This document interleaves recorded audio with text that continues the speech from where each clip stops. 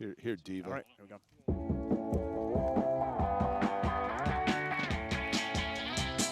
Greetings and salutations, as we always say. Derek, this has become kind of like in the early years of our show. We used to call KSR, Keystone Sports Review, and we love Larry and KSR. We used to call it our home away from home. I feel like Scheumann Stadium at Ball State University has become kind of a home away from home, our college football epicenter, if you will, because this, the second show, but the reality is, chirp, chirp, the Cardinals have been red hot since we last were here at Scheumann Stadium. Yeah, how about everything good coming in threes, right? This is our third time overall here, live from the Shoe for Query and Schultz. Ball State has won 3 games in a row, so all 3 games since we were here for the Bronze Stalk game against Northern Illinois, the huge comeback that they had. And, Jake, this is the 3rd time in a row that we have had absolutely spectacular, could not ask for better, more perfect weather here in lovely Muncie, Indiana. And we would love for you folks that are watching in Central Indiana to continue watching, of course. But for just $15, you can get here for, I believe it's homecoming here, is it not? It is. HOCO. HOCO here at Ball State. That's become a thing like in the last year. Why does nobody just say homecoming? Jake, you're 52? How old are you now? 50. 50, okay. Yeah. So 50 on the – so you're in your 50s. There are just some things in life that have passed you by at this point. So, no, HOCO's been a thing for a long, long time. I remember when Peyton Manning was drafted, like HOCO being a thing that fall. And that was – God, 25 years ago? HOCO has been a thing. This came about. An established thing for a long time. But here's what I don't understand. Why don't we just say homecoming? Do we have to abbreviate everything because of, like, social media? Is that what it is? You can say homecoming, too, but it's HOCO. We have to refine everything to 140 characters? HOCO. HOCO here at Ball State. So win streak, beautiful weather, HOCO. A lot of things to like about being here once again at lovely Scheumann Stadium. And we actually have, Derek, we got all kinds of decorations around us. We got a big show lined up, right? We do. This is Jake's Emmy from RTV6 from 2002. Dave First has like 30 of those. You didn't actually ever win anything, right? No, outside of this show, have you won anything ever? You were in the North Central Hall of Fame, I know, but you begged for inclusion, and then eventually they bent to your will. They did. What do you mean outside of this show? What have I won on this show? Well, Query and Schultz 2019 iHeartMedia Indianapolis co-personalities of the year. We were the only people left working there. No, Gunner. We beat Gunner. Well, he'd won it 3 years Crystal. in a row. Well, they call it actually the Gunner Award. So this is, when you say this is an award-winning show, this is technically an award-winning. Okay. It's just not this award, but it's an award-winning show. It is Query and Schultz right here on the ISC Sports Network. Good afternoon to you on a glorious Saturday. And as we talked about Ball State, Eastern Michigan, we'll talk plenty chirp about the Cards and the different programs here in Muncie at Ball State University over the course of the show. But, Derek, let's begin with this, and that is from a football standpoint. You touched on it there, and the fact that things are starting to come together. When we talked to Mike New last time we were here, I think there were areas of the football team that he wanted to kind of get a feel for where they are. But certainly in terms of late in games, they've been able to close out, and that's why they're on a 3-game win streak. Yeah, that was the theme when we were here. When they were sitting at 1-3, they had lost a couple of fourth-quarter leads to Georgia Southern as well as to Western Michigan, was to finish these games. And now, if you look at this winning streak, the common theme has been the fact that Ball State has gone ahead in the fourth quarter of all 3 games. So they trailed UConn last week, went ahead in the fourth. They did the same thing in a hard-fought game against Central Michigan in a 1-point win. And then Northern Illinois, Jake, we were here. They were down 21 donut and came all the way back and won that game in overtime. So HOCO here a chance for them to win 4 straight and really get things rolling in the MAC West Division standings. The donut term, I mean, that was big like when I played 21 35 years ago. But then that became bagel. I think people were more health conscious. Yeah, maybe. But nobody says still donut. carbs. Nobody but they were down 21. Sorry, 21 love. What do you want to say? 21 love. What is this? Tennis? 21 donut. 21-0. That's what they were trailing. Greg Rakestraw would in a rivalry go game well along with the 21 love against Northern Illinois and came all the way back. But this is an interesting game against Eastern Michigan because every game in the MAC is interesting. It's kind of the blessing and the curse is that you look at your schedule and you say, well, we could beat everybody on this schedule. And then you look at it again and you say, we could also lose to everybody on this schedule. It feels like every game in this league is essentially a coin flip. Correct. And so today, another important one because this is the penultimate home game here for HOCO, for Ball State. And then you go on the road for back-to-back games the next 2 weeks. So a critically important one against an Eastern team that is good. This is an Eastern Michigan team that went to Arizona State and won in Tempe, leading to Herm Edwards, I think, getting fired on the field. So there aren't a lot of teams that get to say that, hey, we got a coach fired while he was walking off the field. We got a former NFL coach who's an ESPN personality fired on the field. So an impressive win for Eastern Michigan in that game. But we've got a whole parade of guests coming up here next here at Schultz Stadium, live from Ball State University. We're going to start with the voice of the Cardinals, Mick Tidrow. We had him on 3 weeks ago. Mick joins us next, riding a 3-game wave here for Chirp Chirp, the Ball State Cardinals, when we return to Schultz Stadium. It's Query and Schultz Live. Stick around. 2 more hours to go here on the ISC Sports Network.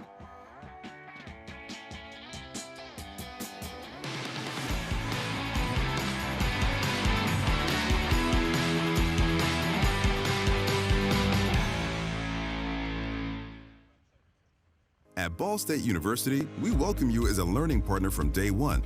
Our students bring creativity and determination to each aspect of the learning experience, from the classroom to the community. At Ball State, we help students turn an emerging passion into an enduring purpose. Our beautiful campus, welcoming environment, immersive learning, and collaborative culture provide the ideal place for you to pursue your journey to a fulfilling career and a meaningful life.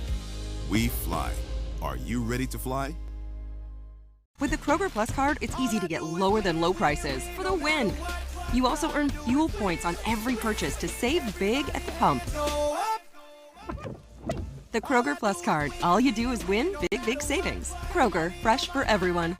With the Kroger app, no matter where you order free pickup, you get the same great deals as you get in our stores. So start your cart today. Kroger, fresh for everyone. Hey, sports fans. First Merchants Bank has a question for you. Do you have a goat? No, not that kind. GOAT, as in greatest of all time. Some of the best teams in sports have a GOAT. They are often the most attentive players on the field. They see things other players don't and make incredible plays that help their team prosper.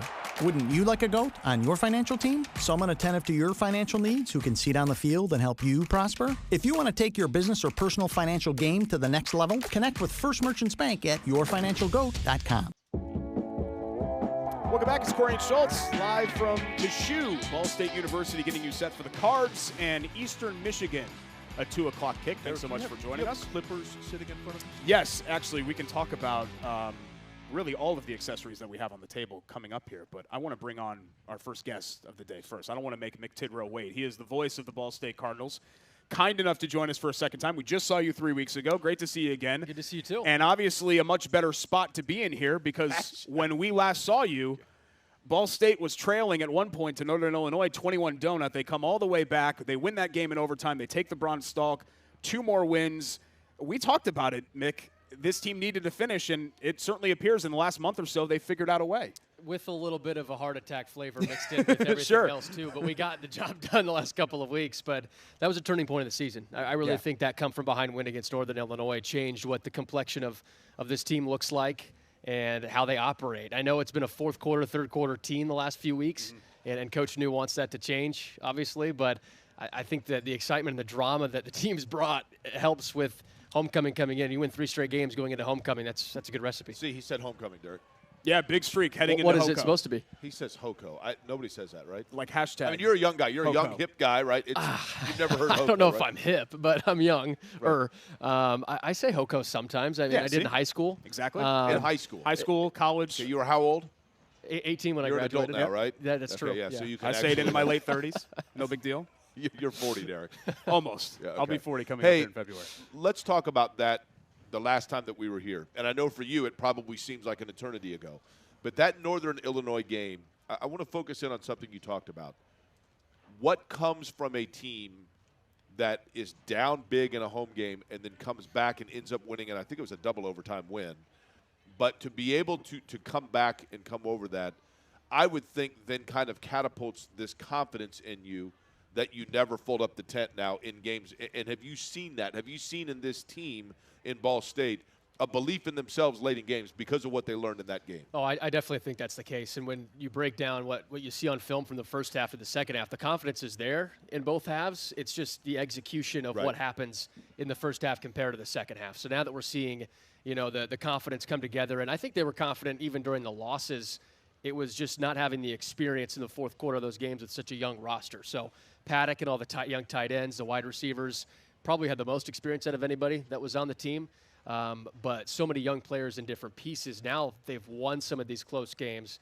The confidence is there, and I think today's a good barometer, too, of what the team could look like. But one win away from bowl eligibility to get the job done today, that changes a lot of what the season looks like. One of those young players, Mick, is a sophomore in Carson Steele, who just continues to churn out 100-yard games. He's been fantastic, leading a rusher in the entire MAC, and by a wide margin. I think it's over 100 yards, in fact.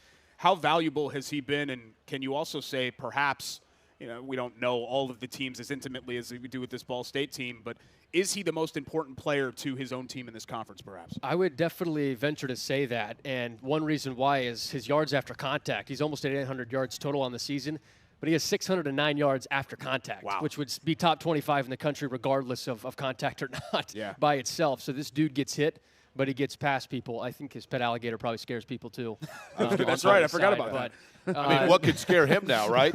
He plays with alligators. Exactly. He squats 675, plays with alligators. He's fine. But, yeah, I think value-wise, Carson Steele is definitely at the top of Ball State's list and in the Mid-American Conference. He's somebody that is gaining national recognition now because of what he's doing and how people can't tackle him. I think the Central Michigan clip where he got 6 yards and then carried 11 defenders, 25 more yards, went viral. I think everybody's going to know Carson Steele's name by the end of the year. Which leads to this question. You kind of touched on both there. When guys get yards after contact, when you see him run, Barry Sanders, I always thought, was so great because not only was he elusive, but his center of gravity was so low that his balance was difficult to get off kilter. In Carson Steele's case, is it the physical strength that allows him to bounce off of contact, or does he simply have a great center of gravity and just a feel for making sure that he's upright? And I know that sounds way too scientific, but you get what I'm asking, right? Absolutely. I think it's actually his hair. That's right. That gives balances it all out, right? Yeah, balances everything out. I think it has a combination of both of those because he is so strong all across the board, but his lower legs are bigger than my body, and he's going through and he's taking contact and he's always keeping his legs moving. And with that low center of gravity to the ground, I think all of that comes to play. But he's so hard to tackle. And that's a work ethic thing, right? Because isn't this a guy that's like the first one in the gym? This isn't necessarily a guy that just woke up and was ready to roll, right? Like there's a lot of work that's gone into that. Yeah, Carson has changed who he is across the board the last couple of years. But I think a lot of it started when he was injured in high school at one point, had a lot of teams going after him. And then the injury happens, and Ball State was one of those teams that stayed with it and didn't give up the opportunity for him to play at Ball State. They stuck with him through the injury. Afterwards, he said, I'm going. And it's been sort of in the back of his mind of, I'm going to continue to work as hard as I can and show people that I should have been paid attention to a little bit more, and now everybody's paying attention to him. Mick Tidrow's the voice of Ball State. He joins us here live at Schultz Stadium. This portion of the show brought to you by Stoops Automotive, driven to be the best. Mick, this may just be a media narrative, so you can shoot down this question if you want to.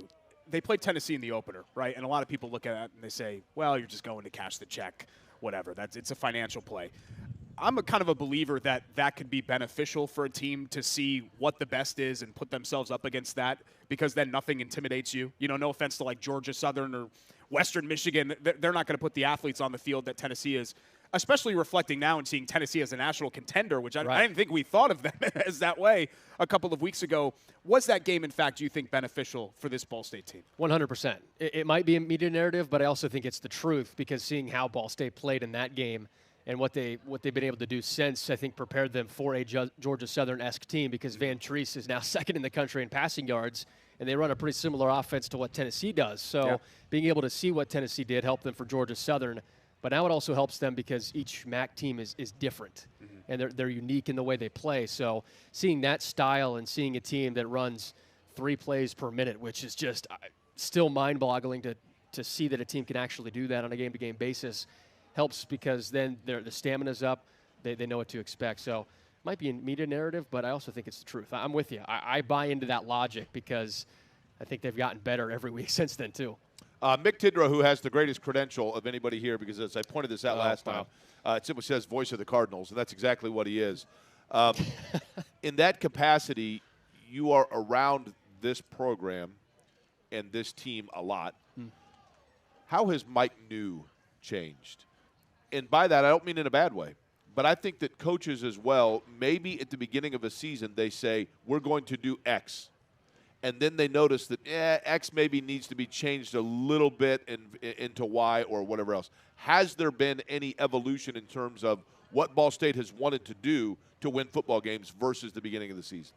Yeah, I thought this team believed it would be a run-heavy team, and Coach New would be the first to say that we have Carson Steele, we have Von Pemberton, we have Will Jones, Donnie Marcus. They had 5 running backs that they wanted to get involved in the rotation and play a lot of snaps. That's been down to really 2 running backs because the offense can now throw the football. The last 2 weeks have been John's biggest tests, of course, with his least amount of yards back-to-back weeks, but what they saw from John the first couple of weeks, knowing he can throw the football and the receivers are hitting their routes right, the tight ends are stars.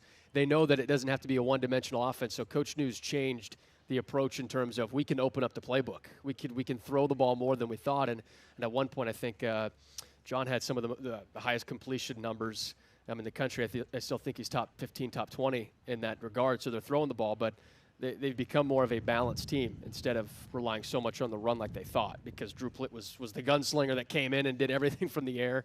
But he's changed from that approach, but I also think just from a philosophical standpoint, he's gotten into the mindset of we're a second-half team. We don't want to have to rely on that, but if we need to, okay, we're going to go win a game like that. Right. And instead of, well, we need to play 4 quarters. Well, you have to play 4 quarters, right? That's the name of the game. But I also think a team knows its niche, and if that's what the team does to win games, I don't know how much of a problem it is. I know it gives you anxiety, but I think he's accepted who the team is, and they're trying to win like that. Last thing, Mick, we talked about Ball State rallying back from a 1-3 start through their first 4 games. Can the Yankees come out of a 0-2 hole against the Astros? No. I think that's what our viewers want to know. He says no. I hope so. 2-0, it's hard because it's Houston. The entire country.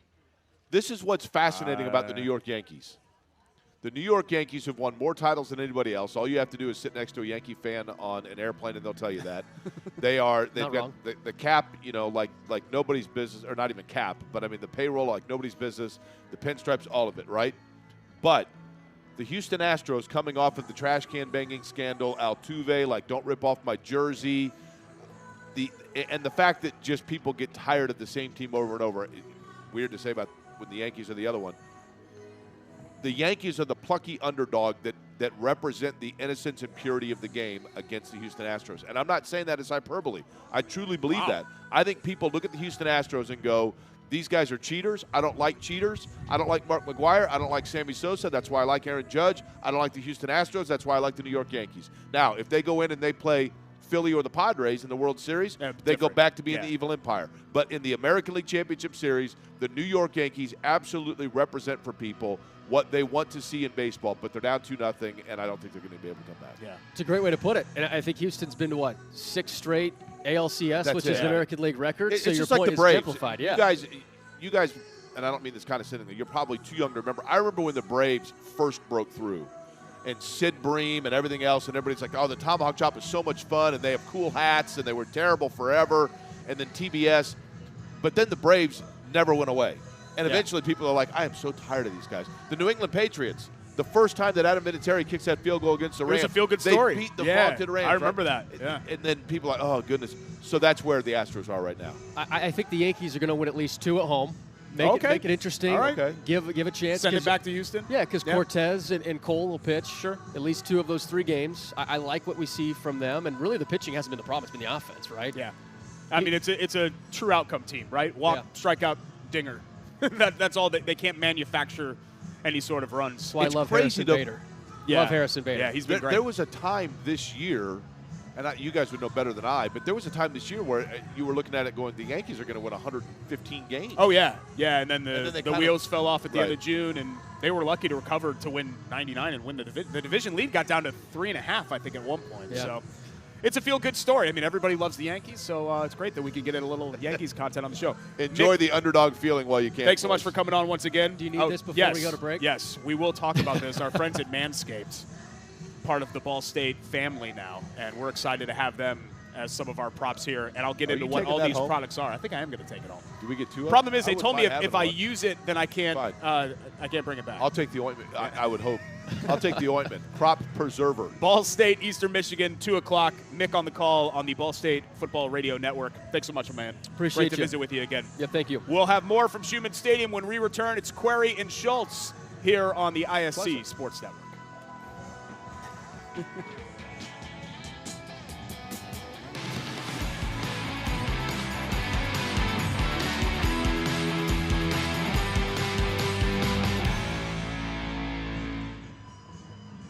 At Ball State University, we welcome you as a learning partner from day one. Our students bring creativity and determination to each aspect of the learning experience, from the classroom to the community. At Ball State, we help students turn an emerging passion into an enduring purpose. Our beautiful campus, welcoming environment, immersive learning, and collaborative culture provide the ideal place for you to pursue your journey to a fulfilling career and a meaningful life. We fly. Are you ready to fly? With the Kroger Plus card, it's easy to get lower than low prices for the win. You also earn fuel points on every purchase to save big at the pump. The Kroger Plus card. All you do is win big savings. Kroger, fresh for everyone. With the Kroger app, no matter where you order free pickup, you get the same great deals as you get in our stores. So start your cart today. Kroger, fresh for everyone. Hey, sports fans. First Merchants Bank has a question for you. Do you have a goat? No, not that kind. GOAT, as in greatest of all time. Some of the best teams in sports have a GOAT. They are often the most attentive players on the field. They see things other players don't and make incredible plays that help their team prosper. Wouldn't you like a GOAT on your financial team? Someone attentive to your financial needs who can see down the field and help you prosper? If you want to take your business or personal financial game to the next level, connect with First Merchants Bank at yourfinancialgoat.com. Welcome back to beautiful Schultz Stadium, a lovely fall day as we get you set for Ball State in Eastern Michigan, a 2 o'clock kick for HOCO here on Query and Schultz live. I told you, it's for Ball homecoming. State. Nobody Homecoming, says HOCO, HOCO. whatever anybody says here.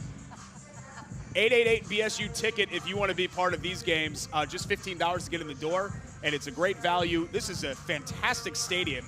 You would never know, 50, 60 years old, how old this facility is. I think it's just perfect for a fall afternoon of football. I don't care whether you're 60 or whether you're 15. If you are coming to a university and you're sitting next to a dean, you do not say HOCO.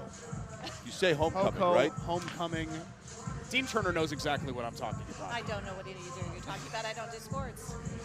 But I'm here with two guys who do. But you do academia, and if you do academia, you know that means that simplifying is not always the best thing unless you're talking algebra. So if it's homecoming, you simply say homecoming.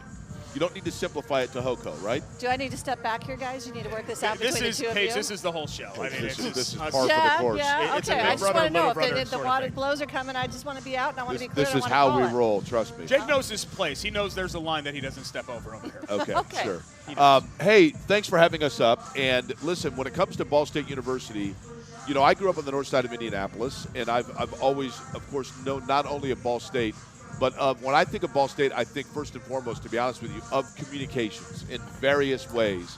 Yep. And, I'm a little bit older, so I still think of it in kind of the older fashion. But the beauty of Ball State University's communication school, and I want you to correct me if I'm wrong here, is the fact that there are many more means of communication and mass communication today than the past, and you guys are kind of venturing into all of them. We're doing it all because, as you said, we used to think about communication was just television. Now we know we need to do transmedia. You take a story, you've got to figure out what's the best platform to put it on, who's your audience to get it out there. Just even doing this show, you probably have over-the-top programming that you're doing as well. You're sending out the tweets and Yep. the YouTube channel. You have to manage all of that. Yeah. And we do OTT, it. Jake, is what we call OTT. it. Over the You got- top. See? Over the top. See? Brand OTT. This is my wheelhouse page. Yeah, you got Big it. time. I Big was time. at the HOCO dance when they were having that class going on, right? Esports, I know part of your role is so all-encompassing. We just say communications. There's so many different aspects of that. But tell us about the esports part of it, because this is still something that I still feel like we're at the beginning of and on the cutting edge of. But it's exciting and new, and it's really exploding. So let me step back just 1 minute. SportsLink is our sports production, award-winning sports production, right? So we're looking here. We see got the here, yep. Emmys, Yep. right? So they have been ranked #2 in the nation for the number of awards that students receive. They are that good at helping students tell stories that are meaningful in sports. So when Ball State said we want to be part of the MAC Esports Conference, I said, we know how to do this in a way that no other university is going to do it. Because we're going to do it in a way that is going to help our students learn to tell stories, we're going to give them a quality educational experience, and we're going to give them a great competition level. So esports is a multi-billion-dollar. It is crazy. not somebody sitting in the basement eating Cheetos all night long. This is an industry that is exploding, and we are doing everything we can, and we're achieving to be on the forefront of what that looks like. We're not putting people in a basement. We're not putting people in a classroom with 12 computers. We've created a program that spans the entire breadth of what esports industry is going to look like, and I know that our students are going to thrive. In fact, they already are. Now, let me ask you, for those that are watching that are unfamiliar, I think the average person, when they hear esports, thinks just video gaming, and that's it. But tell me about the new frontier of this and where it can go. Does that make sense? Yeah, well, when you think about esports, it's everything that traditional sports is. So we have done a complete integration with all of the colleges across the university. We have sports psychologists that come in and work with our teammates. We have individuals in finance that are helping develop what the industry is going to look like. You may not know this, but you can get a credit card that earns you flying miles. You can also get a credit card that gives you points to level up in a game. So it is not just video games. You know, that's like the athlete. You're not going to say that this is just somebody on a field. That's your players. That's your competition team. We have varsity level teams. We have JV level teams. We have clubs. We have the Girl Scouts coming into our facility to earn their esports badge. That's how infused esports is into our. You know, to me, the cool thing about this, and I want you to tell me if this is off base, but as I listen to you speak about it. He will, because I think that's his job. That right? is That's my what job. he's supposed to do. He will regardless, right? He's going to make that happen. You know, the stereotype, I think, for a lot of people is that, you know, you hear parents say, like, well, you know, my child plays a lot of video games, and I worry about the social aspect of that they're not then going out onto a field. This is taking video games and integrating it into multiple areas of their classmates and their peers, communication, right? teamwork, right? I mean, all of that goes all into of it. And I think that's one of the things I really love about Dan Marino, who's our director and runs our program. He is helping them develop life skills that's going to work regardless of if they go on and become a professional esports player. They need to learn, how do I work with somebody who don't know what's going on? How do we coordinate a moment that's fragile?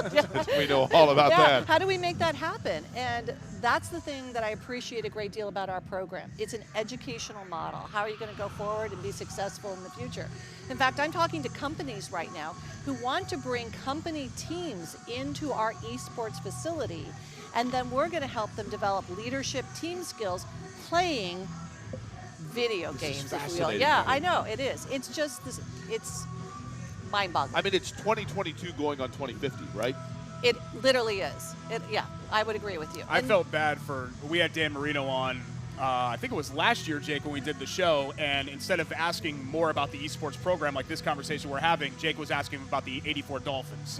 So that was... He's been asked that before. That was kind of problematic. But Paige, I wanted to just ask you about your life in academia here. It's something that clearly you're very passionate about. You've consulted for Fortune 500 companies. There's probably been opportunities for you to go white collar with some big conglomerate and a nice payday. What is it about working with these students every single day that makes you get up in the morning and love it as much as you do? That's really easy. When I was an undergraduate, I dropped out of college a year and 9 weeks into my time there. And later when I went back, someone looked me in the eye and said, I see something in you. I believe in you. And that literally changed my life. I went on to get a master's, PhD, come into education, and every day I have the opportunity to look into a student's eye and say, I believe in you. You can do this, and we're going to be there to help you. And I love being at Ball State because every faculty member, every staff, and every administrator at this university wants that opportunity, and they will grab it when they can. In terms of the number of students that are underneath what you are overseeing, that number is what? And people that are watching or listening, whether it be a student or the parent of a prospective student, they need to know what things about the different areas that they can learn here at Ball State. So in the College of Communication Information, we have 4 what you would consider academic units. We have our School of Journalism and Strategic Communications. They do advertising, PR, news. Which is outstanding, by the way. Which is an award-winning program as well. We have our Department of Media, which does audio, video, classic media studies, as well as broadcast production. We have our Department of Communication Studies, as interpersonal, organizational, public communication. Okay, let's just be honest, that's where I got my degree from, in that area, so my folks. We have our Center for Information and Communication Sciences that does computer information technology, applied cybersecurity, and they operate at the intersection of information and another communication. One that's limitless, right? Yeah. Absolutely. Well, you know, we're sitting here looking at all this equipment. You need people who are going to be able to figure out how to run that switch. And you know, right? You've got it. Jordan in yeah, the you truck got it back knows. there. We got somebody. I have to give credit Right. to Jordan. That's And on that side of the They got to table. deal with the web, right? Because all of this is going up into a cloud-based system, and we want our students to have the range of skills and abilities, but even we want them to be able to apply that. They can take their skills and go into our Unified Media Lab, which is a multi-million-dollar, and I have to pause because I have to make sure we have enough money to always refresh that equipment, so they're working on the That's hand right. skills, best equipment. And also they get to come into our esports center, our sports league program. We're partnering with Ball State Public Media in a way that no other university is. So our students get stories get told on the air for public media. I know we got. I never get to touch We one got of like these, so. 54 of those, Yeah, they and don't- that's they the don't let me students. anywhere near these. Really? Jake worked at TV for 15 years and didn't win any. So That's for you. oh, thank you. It's the story of my life right there. I'll go over here to Yeah, the more you- recent right. League Yes. of Legends That's champion Yeah, for. yes. And Paige- you know, one of the things I just want to mention, esports is a venue, a place that you can enjoy and connect with individuals. You want to come in and just hang out in our esports center as a student, you can do that. You want to join a club that's a little bit more low-key, Sure. you can do that. We also have a JV team. You can be part of that, or you can try out for one of our top-ranked teams. So right now, we are ranked 32. I'm sorry, not ranked. We're going into the final 32 competition, like the March Madness and Rocket League. Our race car sim driver is ranked #1 in the nation, and he will compete in France under the Singapore Ball State logo in the World Championship. cool. Unreal. Yes. Now, Wow. pardon my naivete on this. It's- Do any of these programs, in terms of the esports, lead to tuition assistance for students? Yes, they do. In fact, Rahul Letterman Lanigan generously sponsored a scholarship for 2 drivers that we just brought on, and they race under the Rahul Letterman Lanigan brand in Ball State University. Awesome. In addition, our university offers scholarships for individuals who compete, and so please apply, get your financial aid package, talk to Dan Marino, and we'll see what we can put together because we want them to succeed both academically and in the esports center. And you have currently what you and I were talking through, whether it be recreationally or as part of the curriculum, you've got like 1,000 different students. We that have are benefited, 1,000 right? students officially recognized as participating. We have so many more that are coming in and being part of it. We have students who are at the club, JV, varsity, and then we have students who are doing the production work, the behind the cameras. That is the #1 growth area in esports, is the ability to produce a show with multiple channels coming in to make it happen. And our students are operating on state-of-the-art equipment to do that. In fact, iRacing was just in, and our students produced an international iRacing event from our and that, esports and center. that is like top level. Yes. I mean, Yeah. Yep. you know, actual race car drivers are doing iRacing in the Yep. off season. Yeah. So you're talking about the upper crust of Hand-eye technology. coordination and all that. Yeah. It's Well, we had Jack unbelievable. Harvey and Christian Lanigan in our sim racing environment. They were competing from our location professionally. Yeah, and probably against college students that are probably like they're thinking to themselves, these guys know what they're doing, right? Yeah. And they do. Yeah. They do. Yep. Rahal Lanigan Letterman Racing, we actually have Dave's visit to Ball State not that Yes. long ago. Oh. We're going to play that video coming up later on in the break here. But Paige, thanks so much for joining us. Thanks. We could sit here and talk for like 2 hours about Totally. this. Honestly, it's completely fascinating. keep up the great work. And if people want to learn more specifically about the communication school and esports and all of that, Absolutely. is there a site they can go to? Yeah, absolutely. You can go to @BSUCCIM on all of the Twitter handles, Instagram, and Facebook, but also Ball State College of Communication, Information, and Media. Just Google us, and you'll find it, and we'll get you connected. Thanks so much, Paige. The Ball State Guest Parade continues as we continue here on Query and Schultz live from Schultz Stadium on the ISC Sports Network.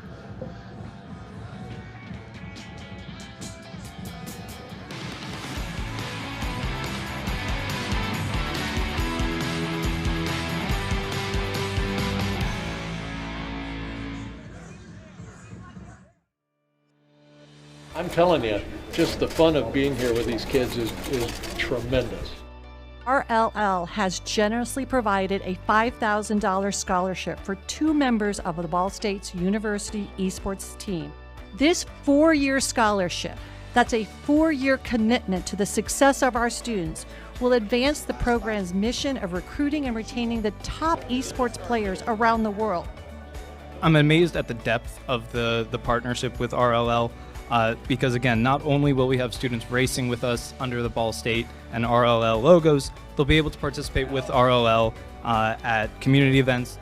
To have the two of these organizations meet together in what I fully believe is pioneering a new world, a new culture, a new way of life for not only sports but any other endeavor. I am so pleased, so delighted, and so proud of this association. Dave, thank you so much for coming back to campus. It's always a pleasure and an honor to have you on our campus. And it also, I know you've had an opportunity not just here, but earlier in the day to meet with our students. And that is what truly makes your visit so special.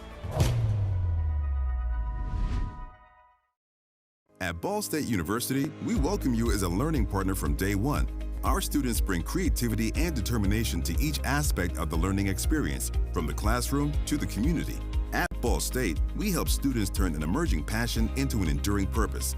Our beautiful campus, welcoming environment, immersive learning, and collaborative culture provide the ideal place for you to pursue your journey to a fulfilling career and a meaningful life. We fly. Are you ready to fly? With the Kroger Plus card, it's easy to get lower than low prices for the win. You also earn fuel points on every purchase to save big at the pump. The Kroger Plus card. All you do is win big, big savings. Kroger, fresh for everyone. With the Kroger app, no matter where you order free pickup, you get the same great deals as you get in our stores. So start your cart today.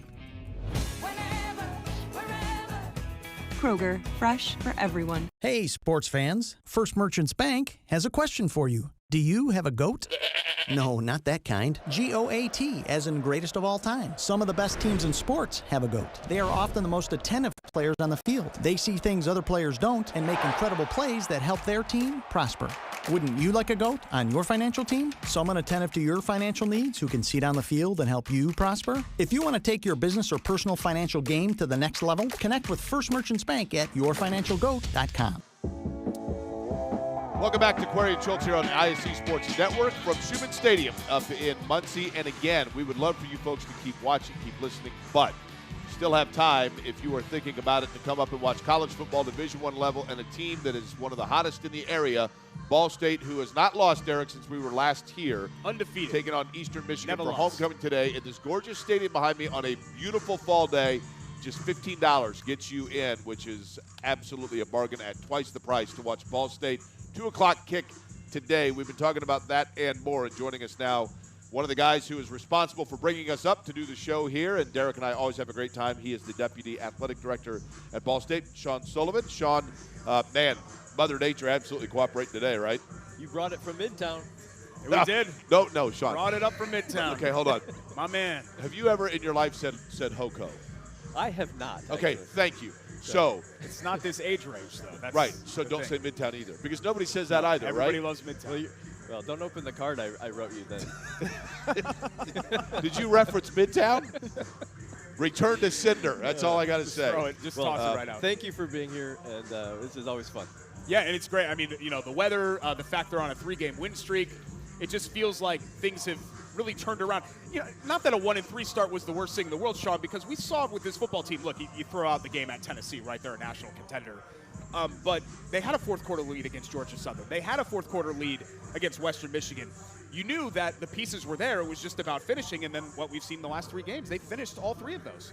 For sure, and I think we talked about it last time. Like, and Coach New talks about it. It's a one-possession conference. Yeah. You've seen that bear out, and sometimes it takes a couple of overtimes.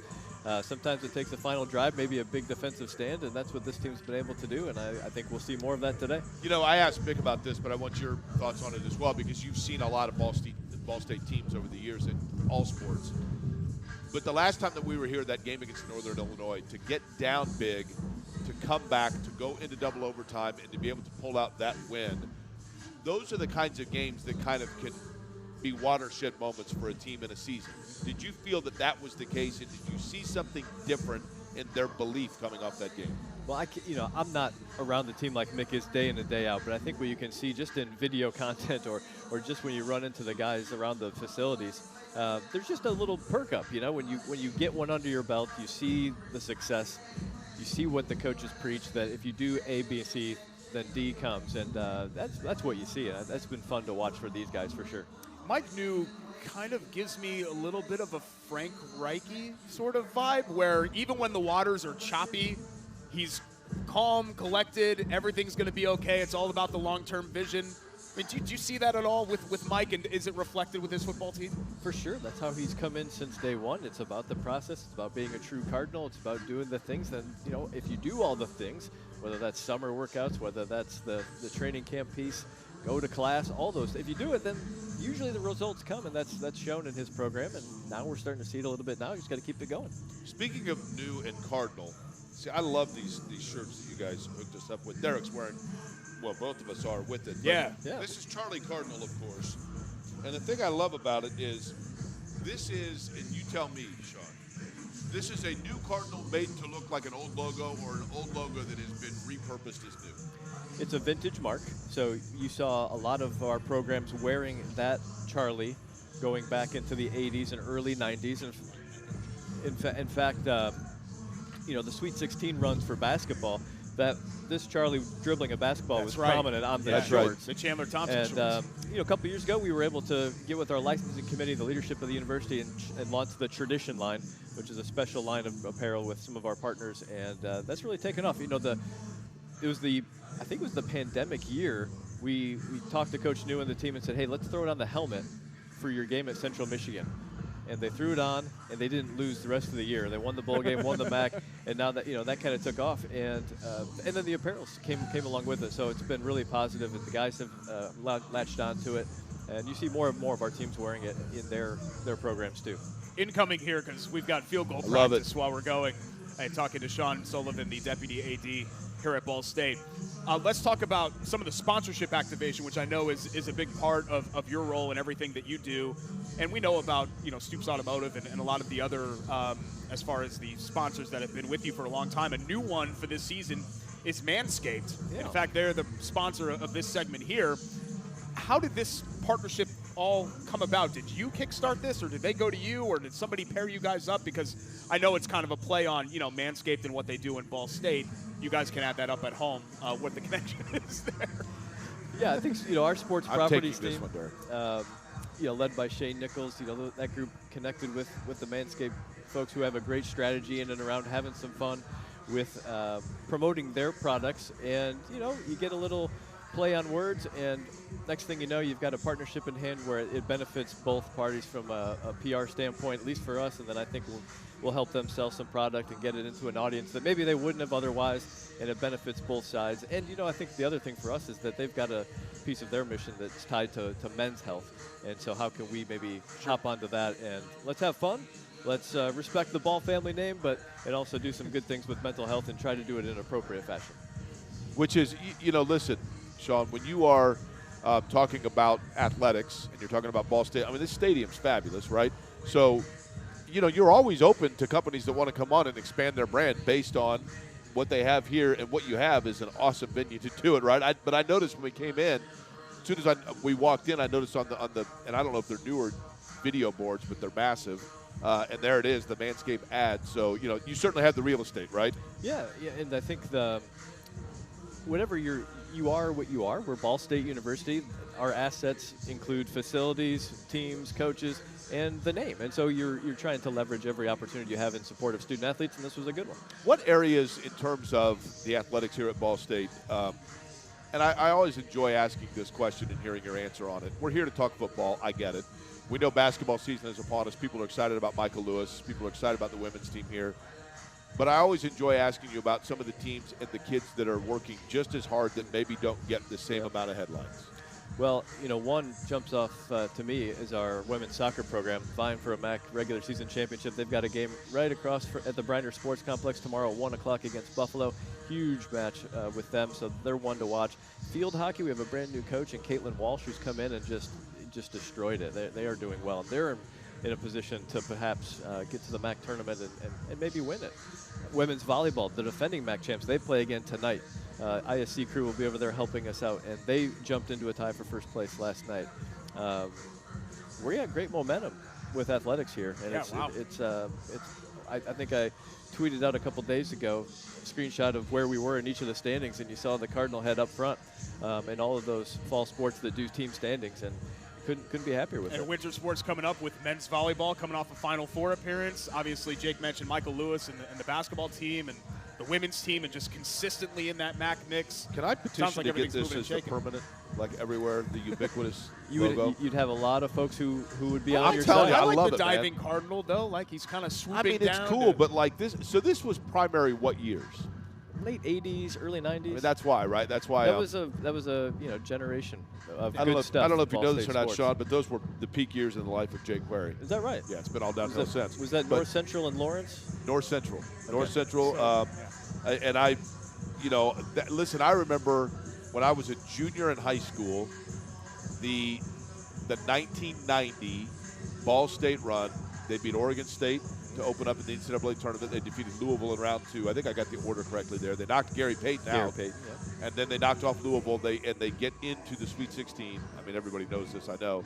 And the Chandler Thompson dunk against UNLV, and then the foul at the end that the officials decided not to have anybody shoot free throws on, and Ball State got completely jobbed, and UNLV went on to win the national title. Every day is a good day to Google Chandler Thompson dunk. Oh, I mean, no it doubt. is so fun to watch still to this day. I mean, you talk about a singular Indiana sports moment around that time, and it is still huge. talked about Huge. and remembered for sure.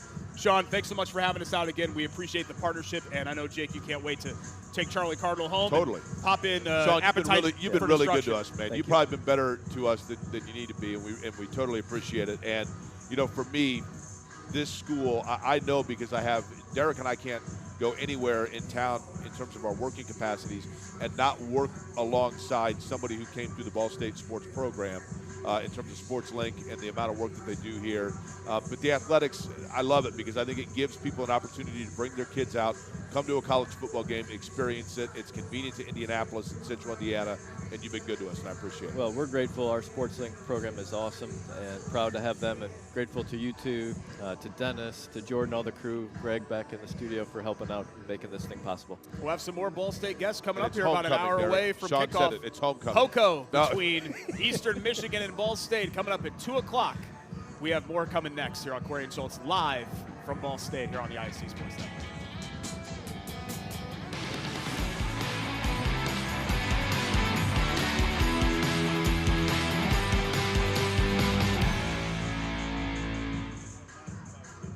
At Ball State University, we welcome you as a learning partner from day one. Our students bring creativity and determination to each aspect of the learning experience, from the classroom to the community. At Ball State, we help students turn an emerging passion into an enduring purpose. Our beautiful campus, welcoming environment, immersive learning, and collaborative culture provide the ideal place for you to pursue your journey to a fulfilling career and a meaningful life. We fly. Are you ready to fly? With the Kroger Plus card, it's easy to get lower than low prices for the win. You also earn fuel points on every purchase to save big at the pump. The Kroger Plus card. All you do is win big savings. Kroger, fresh for everyone. With the Kroger app, no matter where you order free pickup, you get the same great deals as you get in our stores. So start your cart today. Kroger, fresh for everyone. Hey, sports fans. First Merchants Bank has a question for you. Do you have a goat? No, not that kind. GOAT, as in greatest of all time. Some of the best teams in sports have a GOAT. They are often the most attentive players on the field. They see things other players don't and make incredible plays that help their team prosper. Wouldn't you like a GOAT on your financial team? Someone attentive to your financial needs who can see down the field and help you prosper? If you want to take your business or personal financial game to the next level, connect with First Merchants Bank at yourfinancialgoat.com. Welcome back to Schultz Stadium. It's Query and Schultz live here on the ISC. You should have more enthusiasm when you say that. I mean, we're in a college football environment. It's a I was gorgeous enthusiastic. Day. No, you just said I'm welcome geeked back. about It needs to be, Hoko. welcome back. Like, you need to be excited. I'm really excited. Nobody says Hoko. It's homecoming. Hoko, Ball State, Eastern Michigan coming up here at 2 o'clock. And we have another fabulous guest here from Ball State University. Her name is Emma Crumley. And let me make sure that I get the title right. Associate Athletic Director of Development. That's correct. Joins us here on Query and Schultz Live. I know homecoming's excited for the student body, obviously for the athletes, for the players out here. What's HOCO like for you guys, the administrators, the staffers here at Ball State? Have you ever said HOCO in your life? Never Ever. said HOCO, Thank ever. But it's great. It's awesome. We have so many people come back to campus. We had a handful of events take place this week and just get to engage all of our amazing alums, fans, supporters. It's pretty awesome. Now, this is going to stun you, Emma, I realize. And listen, you're very professional. You know, you've got a very prestigious title, and I respect all of that, and I love Ball State.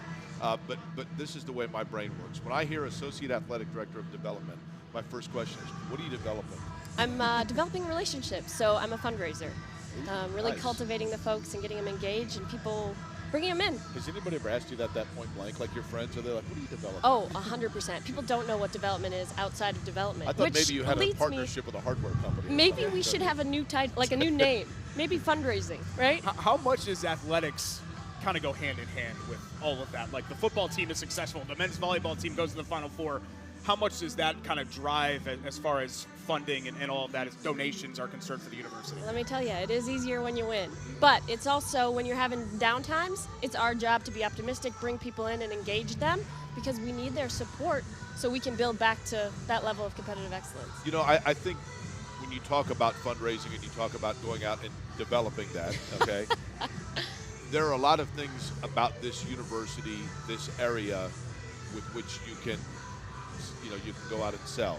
But what is the one thing that you are most proud of about Ball State that you want to make sure that your potential fundraisers are aware of? Yeah, I think we have incredible humans. We have incredible leadership. We have incredible student athletes. We have an incredible community. It's so Midwest and humble, and we just have genuine humans here. So it makes my job fun. We had an event last night, the Alumni and Benefactors Dinner. And I was cheesing when I left the building because they're just so fun to be around. They're such good humans. So I think that's a core nature of our folks here at Ball State. 2-year anniversary. We're nearing the 2-year anniversary. You took this job in early 2021. We're in a very different place in early 2021. Not only with athletics, I'm pretty sure all the students were still virtual at that point. Lots of masks. How much has changed from the fundraising arm of things when we look at what's been a new landscape, not only for college athletics, but for college in general in a post-COVID world? Oh gosh, lots. The name, image, likeness stuff is coming through. We have a good amount of students that are engaging in name, image, likeness. It's not really impacting our fundraising, but as you look ahead, depending on who our new leader will be, Alston money, right? We potentially could be funding for that. That's a loaded question. College athletics right now is in. I didn't mean to jump in there. You touched on that, though, with name, image, likeness. And for those that are unfamiliar, name, image, likeness is, of course, now the availability for student athletes to make money based off of those three things, their name, their image, and their likeness. And quite frankly, Emma, and I don't mean this, and you correct me if I'm wrong, initially that was a big deal because of Alabama football and Kentucky basketball, and but eventually that is going to cycle itself down. So do you have to be ahead of the curve of making sure that you also have for your student athletes the awareness that they can, in fact, at Ball State be able to get money off name, image, likeness, and that coming here does not limit their ability to do that? Right, that's the biggest part. We want to make sure our student athletes have the tools necessary to be successful and maybe not sign a contract that they shouldn't be signing. So education is a huge part of that. being a former student athlete yourself, has that helped you in your understanding when it comes to fundraising and everything that you do here at Ball State of what these guys on the field and, even the cheerleaders and everybody, the dance team, everything that they kind of go through and the commitment that takes? Yeah, definitely. I've seen a fraction of it, but the day-to-day of these student athletes, they work hard. And they work hard in the classroom, they work hard in competition. They are incredible. So I tried to pass this along to Sean, and he seemed somewhat interested, but also I think he was humoring me. Like most people, the peak of my life was when I was 17 years old, right? 17, 18 years old. This was the logo of Ball State in those days. Yep. So when I see this, I think two things. I think automatically, number one, of junior year. Actually, I came up to Ball State for a broadcast competition. I mean, life was good, listening to Guns N' Roses. It's very nostalgic for me. Can we get this as the permanent, never to be taken away from Ball State logo? I bet Sean liked that.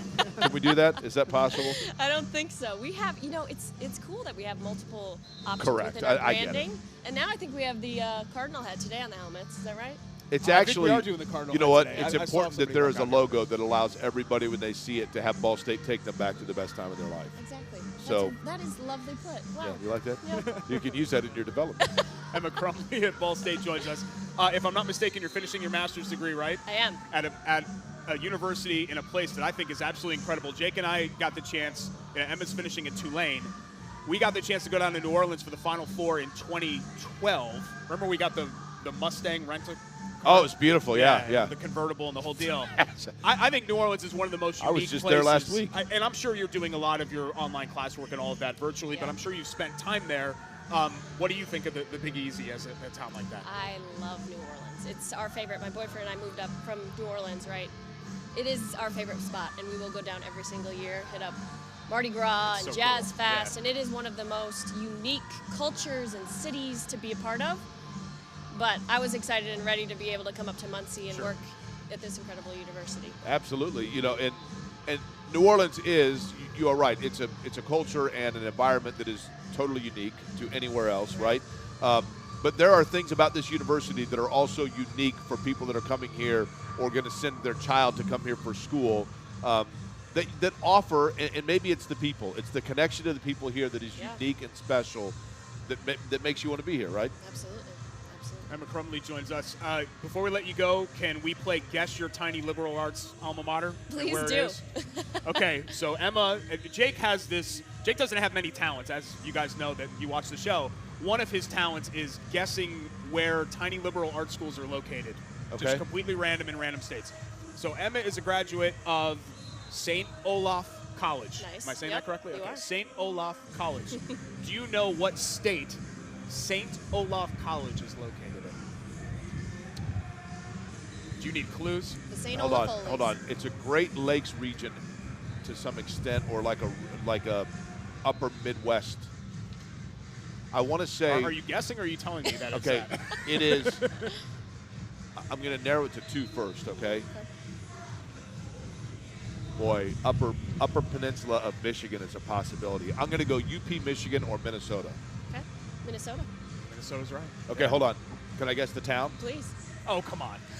Minnesota's hold a on. gigantic state. There's no way you're going to get this. First letter of the town, please. N. N? Yeah, no chance.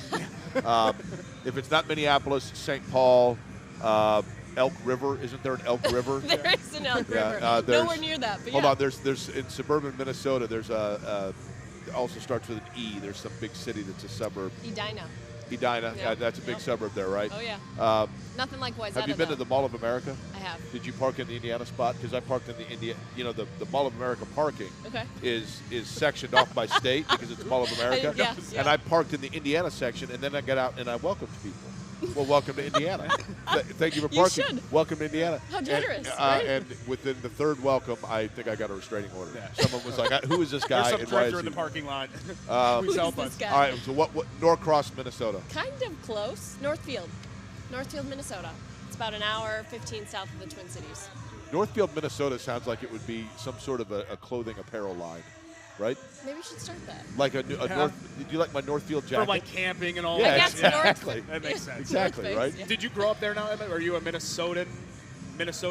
Is that how you I'm say it? Minnesotan. Yep, Okay, I cool. am. So I grew up in the Twin Cities. Because you So- don't really he's have a the triplet. accent as much. I How am a about that? triplet, yes, but I did not grow up in the Twin Yeah, Cities. you don't have the Minnesota accent. What happened? I really appreciate that. Did you That's lose nice. that? Did it balance out when you went down to? You know, it comes out at some times. You'll see it at some point. You'll hear It's it. very oh, Canadian, Yeah, Have yeah. you ever had? Let Oh, me ask yeah. you this before we let you go. When I was in Minnesota once, they gave me this. They told me it was a Minnesota delicacy that came from, like the Norwegian heritage. Okay, a tortilla with butter and then sugar on it, and it was rolled up. Oh, and yes. then I thought maybe they were just joking with me, and everyone was having fun at my No, expense. there is. I don't know what it's called, but there's some Swedish something or another Swedish. like that. That's Yep, what. yep, yep. Is Swedish Norwegian? Do we know? They're different. It's all in the same Same area. It's general like region. it's like the UP, Wisconsin, and Minnesota. It's all just It's up all the there, same. right? Yeah. Northfield right. and Elk River or whatever. It's all the same there. Emma, thanks so much for joining us. Keep up the great work at Ball State University. Thank you so much for having me. We've got Chirp. more coming up next from Schultz Stadium, Hour 2, Query and Schultz live here on the ISC Sports Network. Stick around.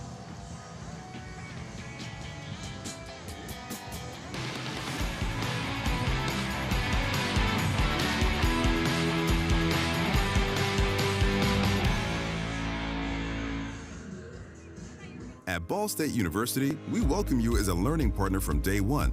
Our students bring creativity and determination to each aspect of the learning experience, from the classroom to the community. At Ball State, we help students turn an emerging passion into an enduring purpose.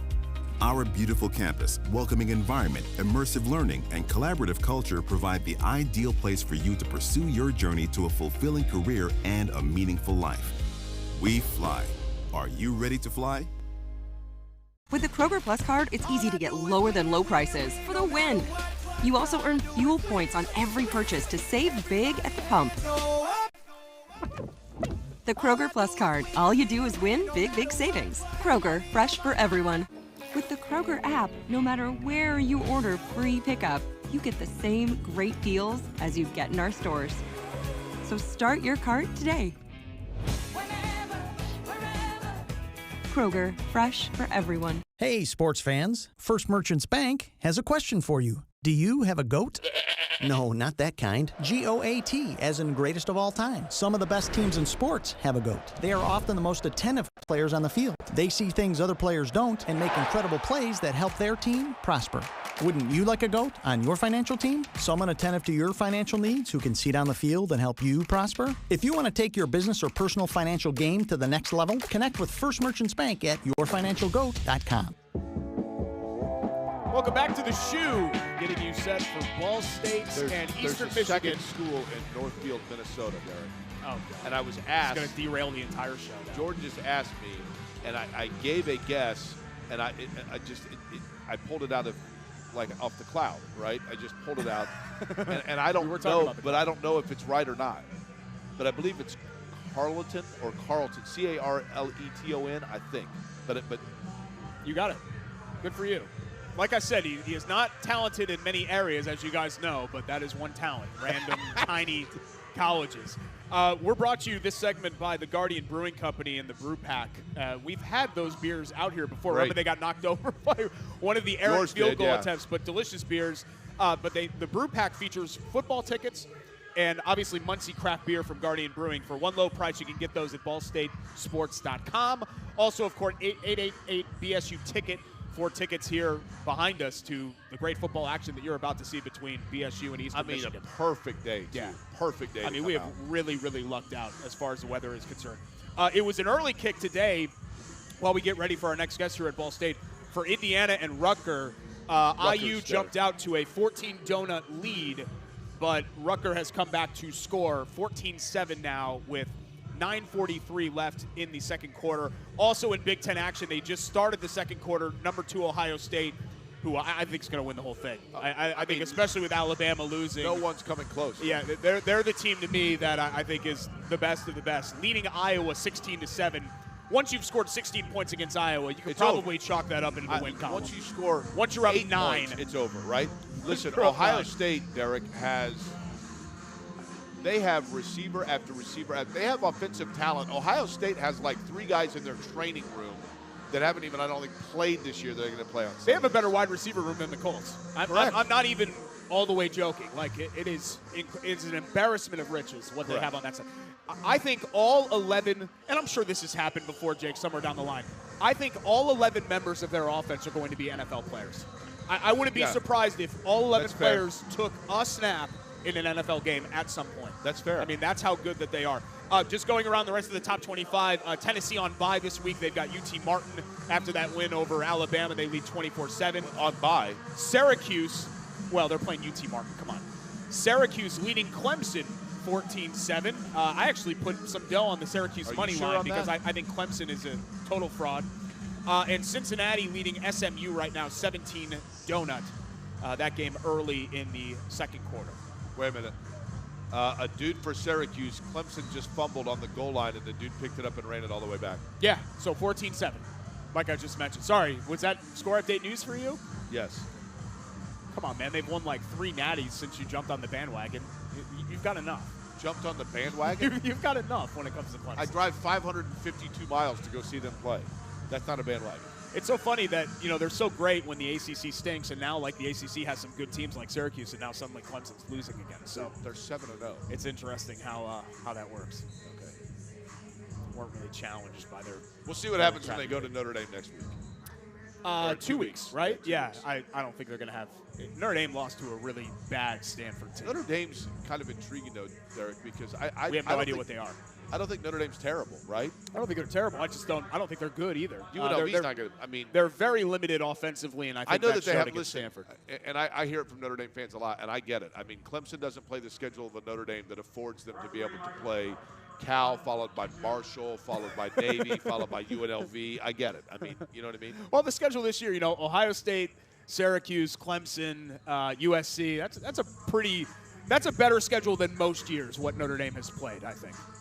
But there are some patsies in there. But you can't tell Clemson that they play a weak schedule by bolstering your resume by bragging the fact you play Clemson. Well, I think the argument for Notre Dame fans comes with, people that are Clemson fans would say, well, join a league. And Notre Dame says, okay, how about we join the ACC where we've won 29 of the last 30 regular season games? Notre Dame has dunked all over the ACC too.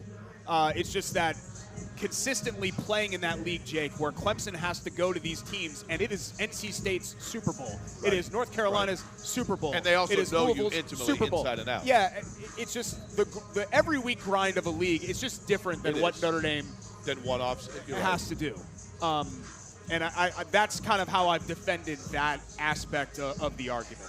But coming up next, we're going to have Donut Cruz, who is the men's volleyball coach. Speaking of national contenders, we were just talking about Clemson.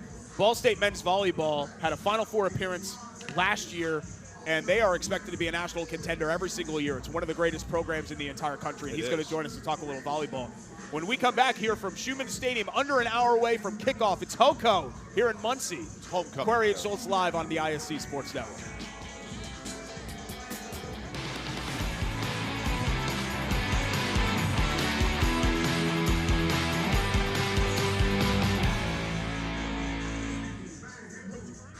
At Ball State University, we welcome you as a learning partner from day one.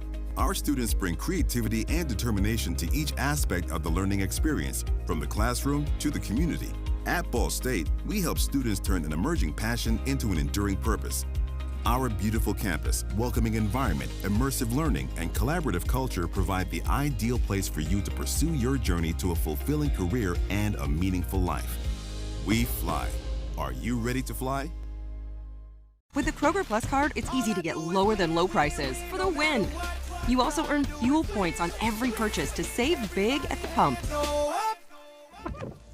The Kroger Plus card. All you do is win big, big savings. Kroger, fresh for everyone.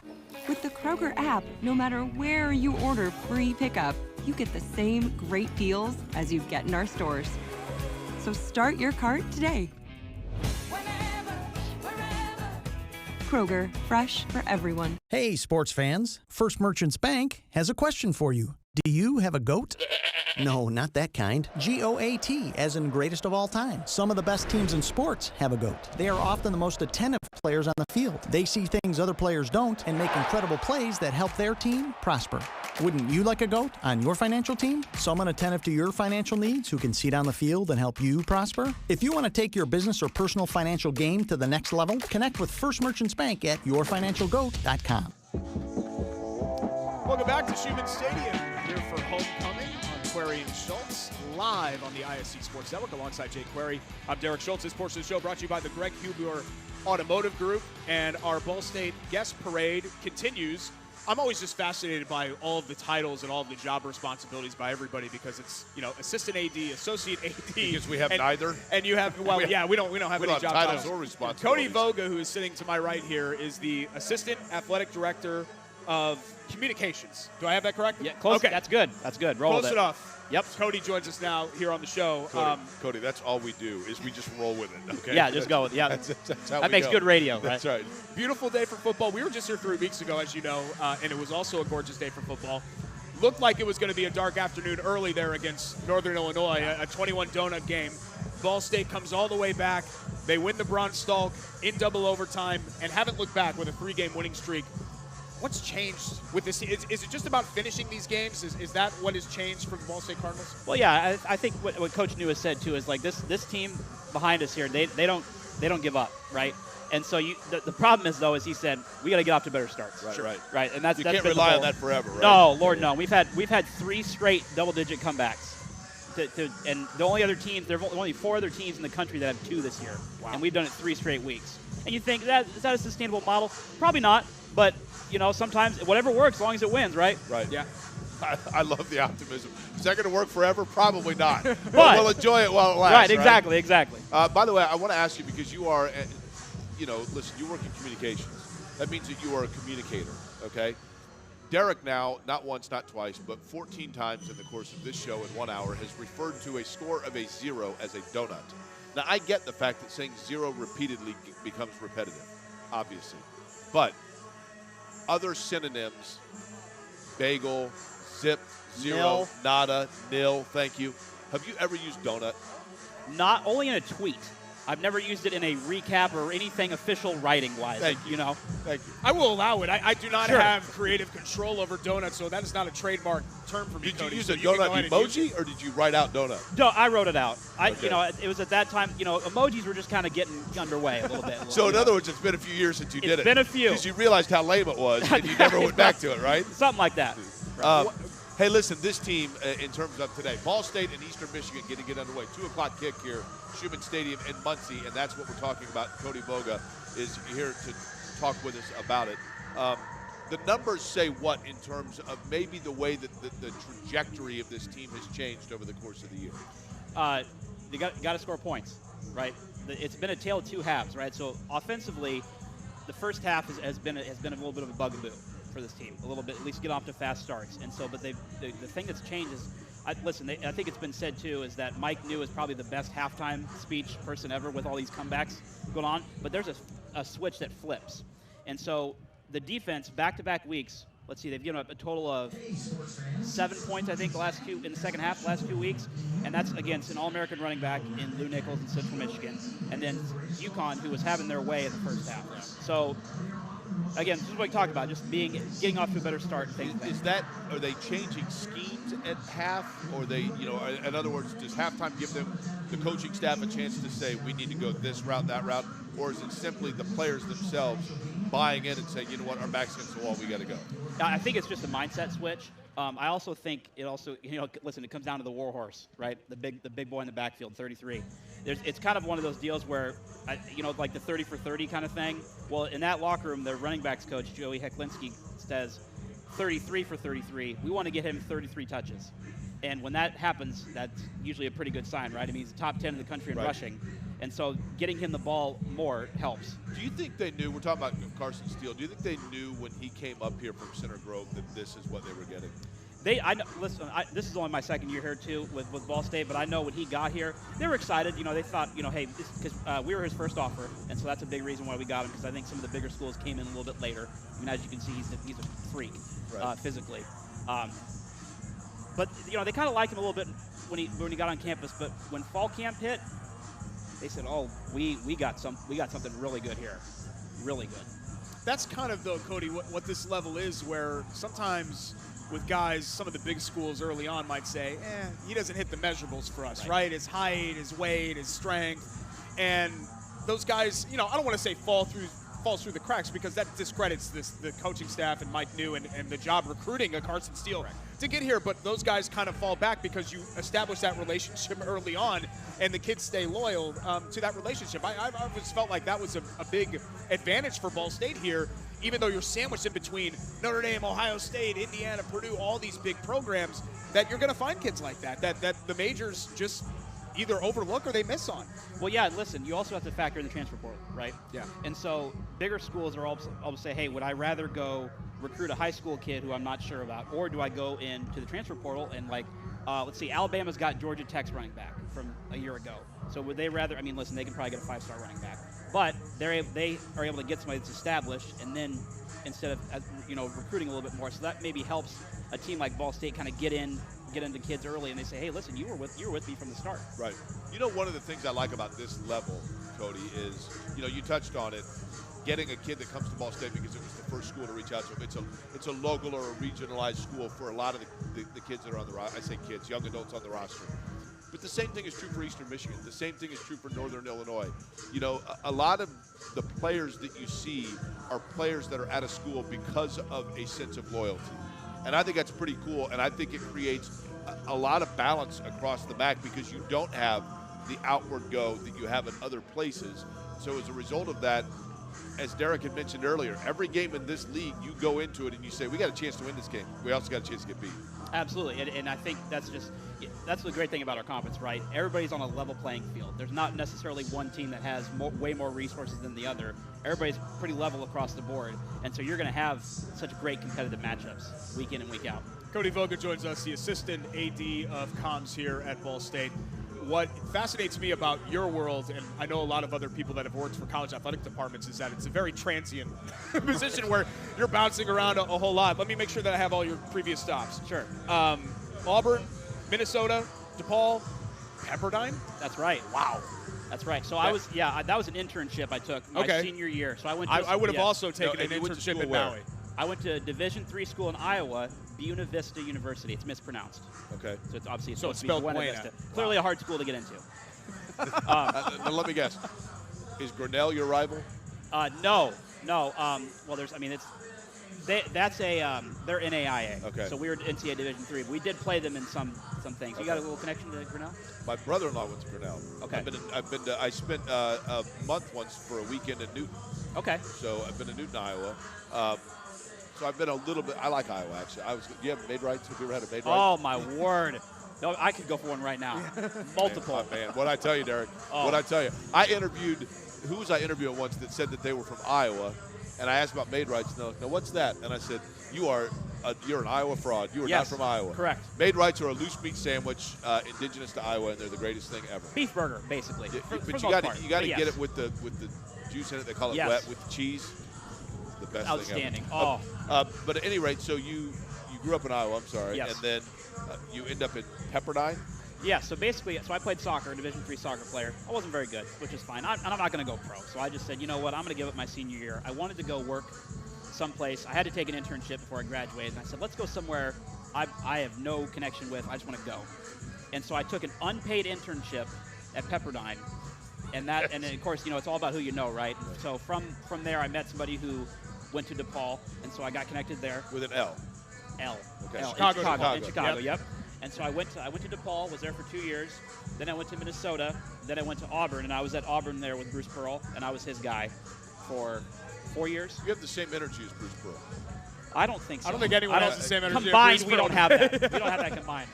But yeah, and then from there I came here. And I was at Minnesota with Beth Getz. Okay. And so that's how we were connected and helped get me here. We had Bruce Pearl on with us from the Final Four Radio Row in 2015. And look, we know about some of the things that have been, not only, Tennessee, Auburn, all that. Could not have been a nicer guy. Yeah, he's cool. One of my favorite people to talk to, actually. And you mentioned the energy as well. It's crazy. Coming from a program like Auburn, we hear a lot about the family atmosphere here at Ball State. And I'm sure you enjoyed your time at Auburn, but such a massive, massive program. Right. Is it nicer to be at a program like this where you feel like everybody kind of knows each other? It does, and I think one thing, too, you get to the point. So Auburn men's basketball too was very tight knit. They were just across the board. That was kind of the whole family. That's the whole mantra down there is, you know, the Auburn family. And so that was good. But yes, a smaller school also, you're able to get, listen, you run into the men's volleyball player every now and then. You run into a tennis coach every now and then. And we all know each other. You know, everybody's connected. They're all rooting for each other. And listen, that happens across the country. But you really feel like, hey, listen, if Coach Lewis he's in the locker room post game. He's coming to the games. He's fired up. So it's nice to have that atmosphere. Were you in? By the way, sorry. Were you in Minneapolis for the run that they had to the Final Four? Oh yeah. Because we still talk about it here because of Purdue, but really Texas Tech fans, Auburn fans. I mean, everybody's talking about what happened in the last 10 seconds against Virginia. I feel like. Yeah, that was. So I actually was sitting right at midcourt, right next to the Gene Honda, the PA announcer, and when the play was going on, the Virginia SID, the first shot went up, right? The Virginia SID turned to me and said, hey, congratulations, hope you win a national championship. And I said, wait a minute, I think they blew a whistle.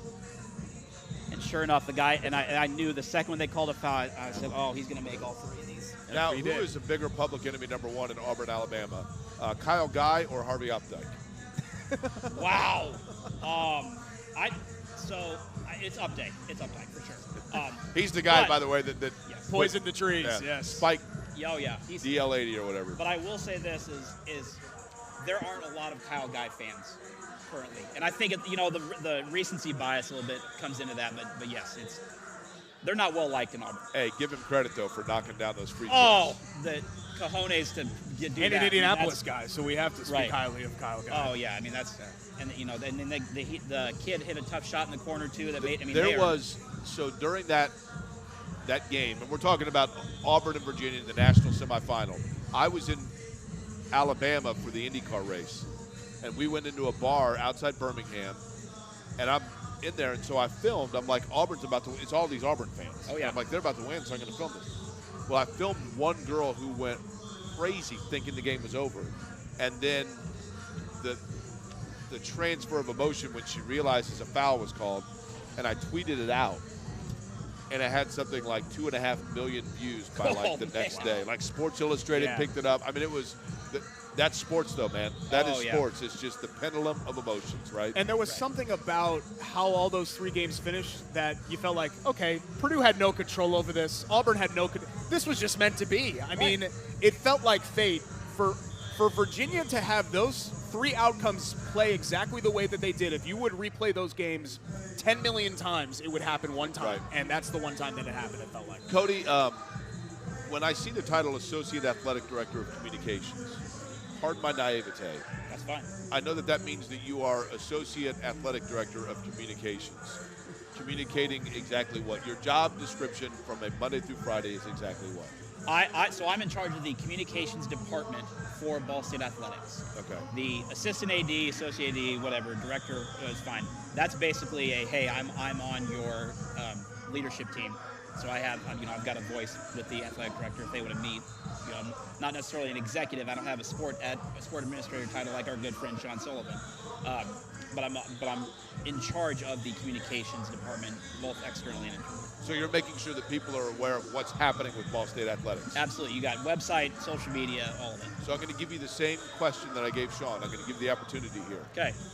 As you are putting together notes, as you are looking at the communications, as you're sending out, media press releases or whatever about the athletics taking place at Ball State University, the athlete or the team that you say to yourself, more people need to know this story because it's a great story and this person or this team is not getting enough attention. It's who? That is a great question.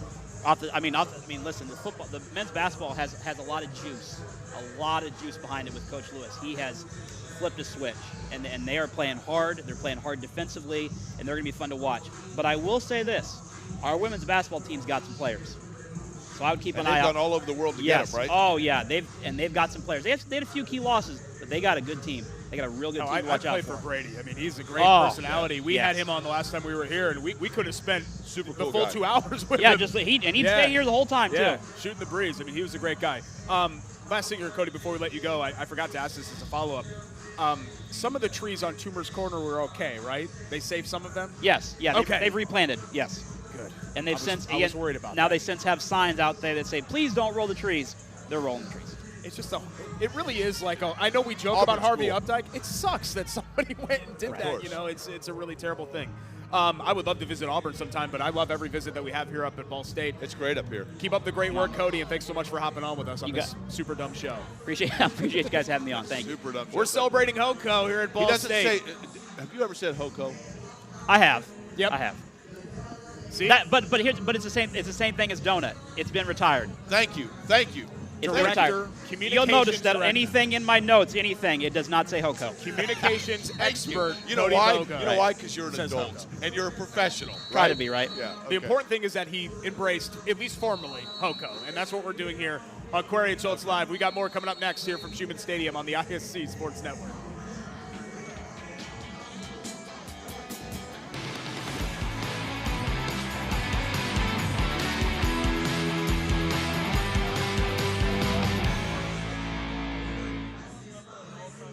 At Ball State University, we welcome you as a learning partner from day one. Our students bring creativity and determination to each aspect of the learning experience, from the classroom to the community. At Ball State, we help students turn an emerging passion into an enduring purpose. Our beautiful campus, welcoming environment, immersive learning, and collaborative culture provide the ideal place for you to pursue your journey to a fulfilling career and a meaningful life. We fly. Are you ready to fly? With the Kroger Plus card, it's easy to get lower than low prices for the win. You also earn fuel points on every purchase to save big at the pump. The Kroger Plus card. All you do is win big savings. Kroger, fresh for everyone. With the Kroger app, no matter where you order free pickup, you get the same great deals as you get in our stores. So start your cart today. Kroger, fresh for everyone. Hey, sports fans. First Merchants Bank has a question for you. Do you have a goat? No, not that kind. GOAT, as in greatest of all time. Some of the best teams in sports have a GOAT. They are often the most attentive players on the field. They see things other players don't and make incredible plays that help their team prosper. Wouldn't you like a GOAT on your financial team? Someone attentive to your financial needs who can see down the field and help you prosper? If you want to take your business or personal financial game to the next level, connect with First Merchants Bank at yourfinancialgoat.com. Welcome back. It's Query and Schultz Live. Special edition Q&S, HOCO, BSU, EMU. Getting set to go at 2 o'clock. Our viewership is just spiking when I use all these hip terms. No, nobody says that. Everybody says that alongside Jay Corey. If I ask these people walking past what they know what HOCO is. No, don't bother people while they're going by. What I get nervous about and anxious about on a live show is when you talk to people that are just trying to go about their day and they don't want to be on this extremely dumb show. Do you remember when we were doing the show for the Big Ten Championships at FanFest? Yes, I know exactly who you're going to bring up. The Michigan State woman. Refresh my memory. Okay, so we did the Friday of Big Ten Fan Fest. We did a live show from the convention center. This was the old radio days of Corey and Schultz. 6 years in a row? When did that stop? That's probably right. 16, around when Urban Meyer took the Ohio State job, I think is when that stopped. Unrelated. But Jake would flag down whoever was playing in the game. We'd get a fan from each side every single year. So we had like an Iowa fan join us one year and then an Ohio State fan or whatever. And it was the year Michigan State was playing, I think it was Russ Wilson's Wisconsin team, right? That might 2012, be right. maybe? So anyway, Jake flags down this woman from Michigan State who is dressed to the nines in Michigan State gear. Right. She has the most gaudy, for lack of a better term, her wedding ring, the diamond was like as thick as my fist. Yeah, and you guys know how strong I am and how I can fight people, how thick that fist is. And she was incredibly nice, but it underlined the money that it takes to travel to. She goes to every Michigan State game. They sit up in the suite. They're big-time donors of whatever their John Purdue club or whatever their club is. But she got so comfortable with us on the show that she started opening up about some family crises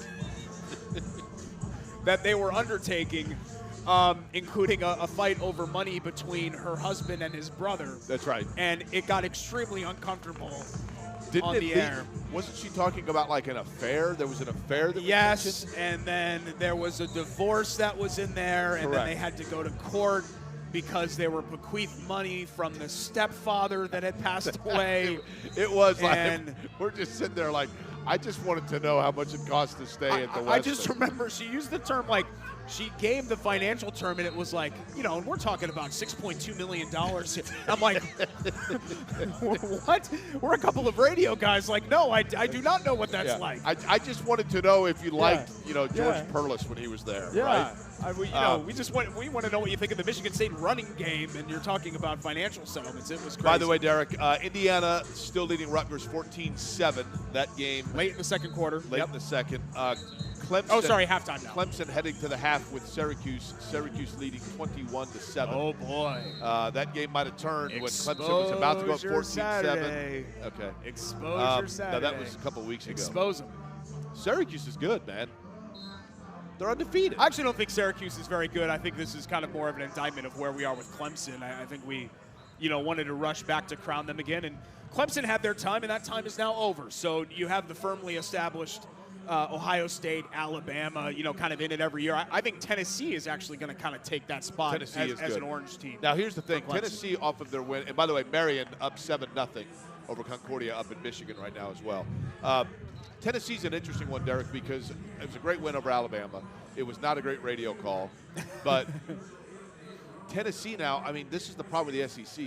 Can Tennessee sustain this? Can they turn around and can they beat? Because now you got to play Georgia in however many weeks. Right, and then I think they got Ole Miss still. Yeah, I think they can, because I think for the first time since late in the Phil Fulmer era, before the wheels kind of fell off in the early 2000s, you have the right head coach.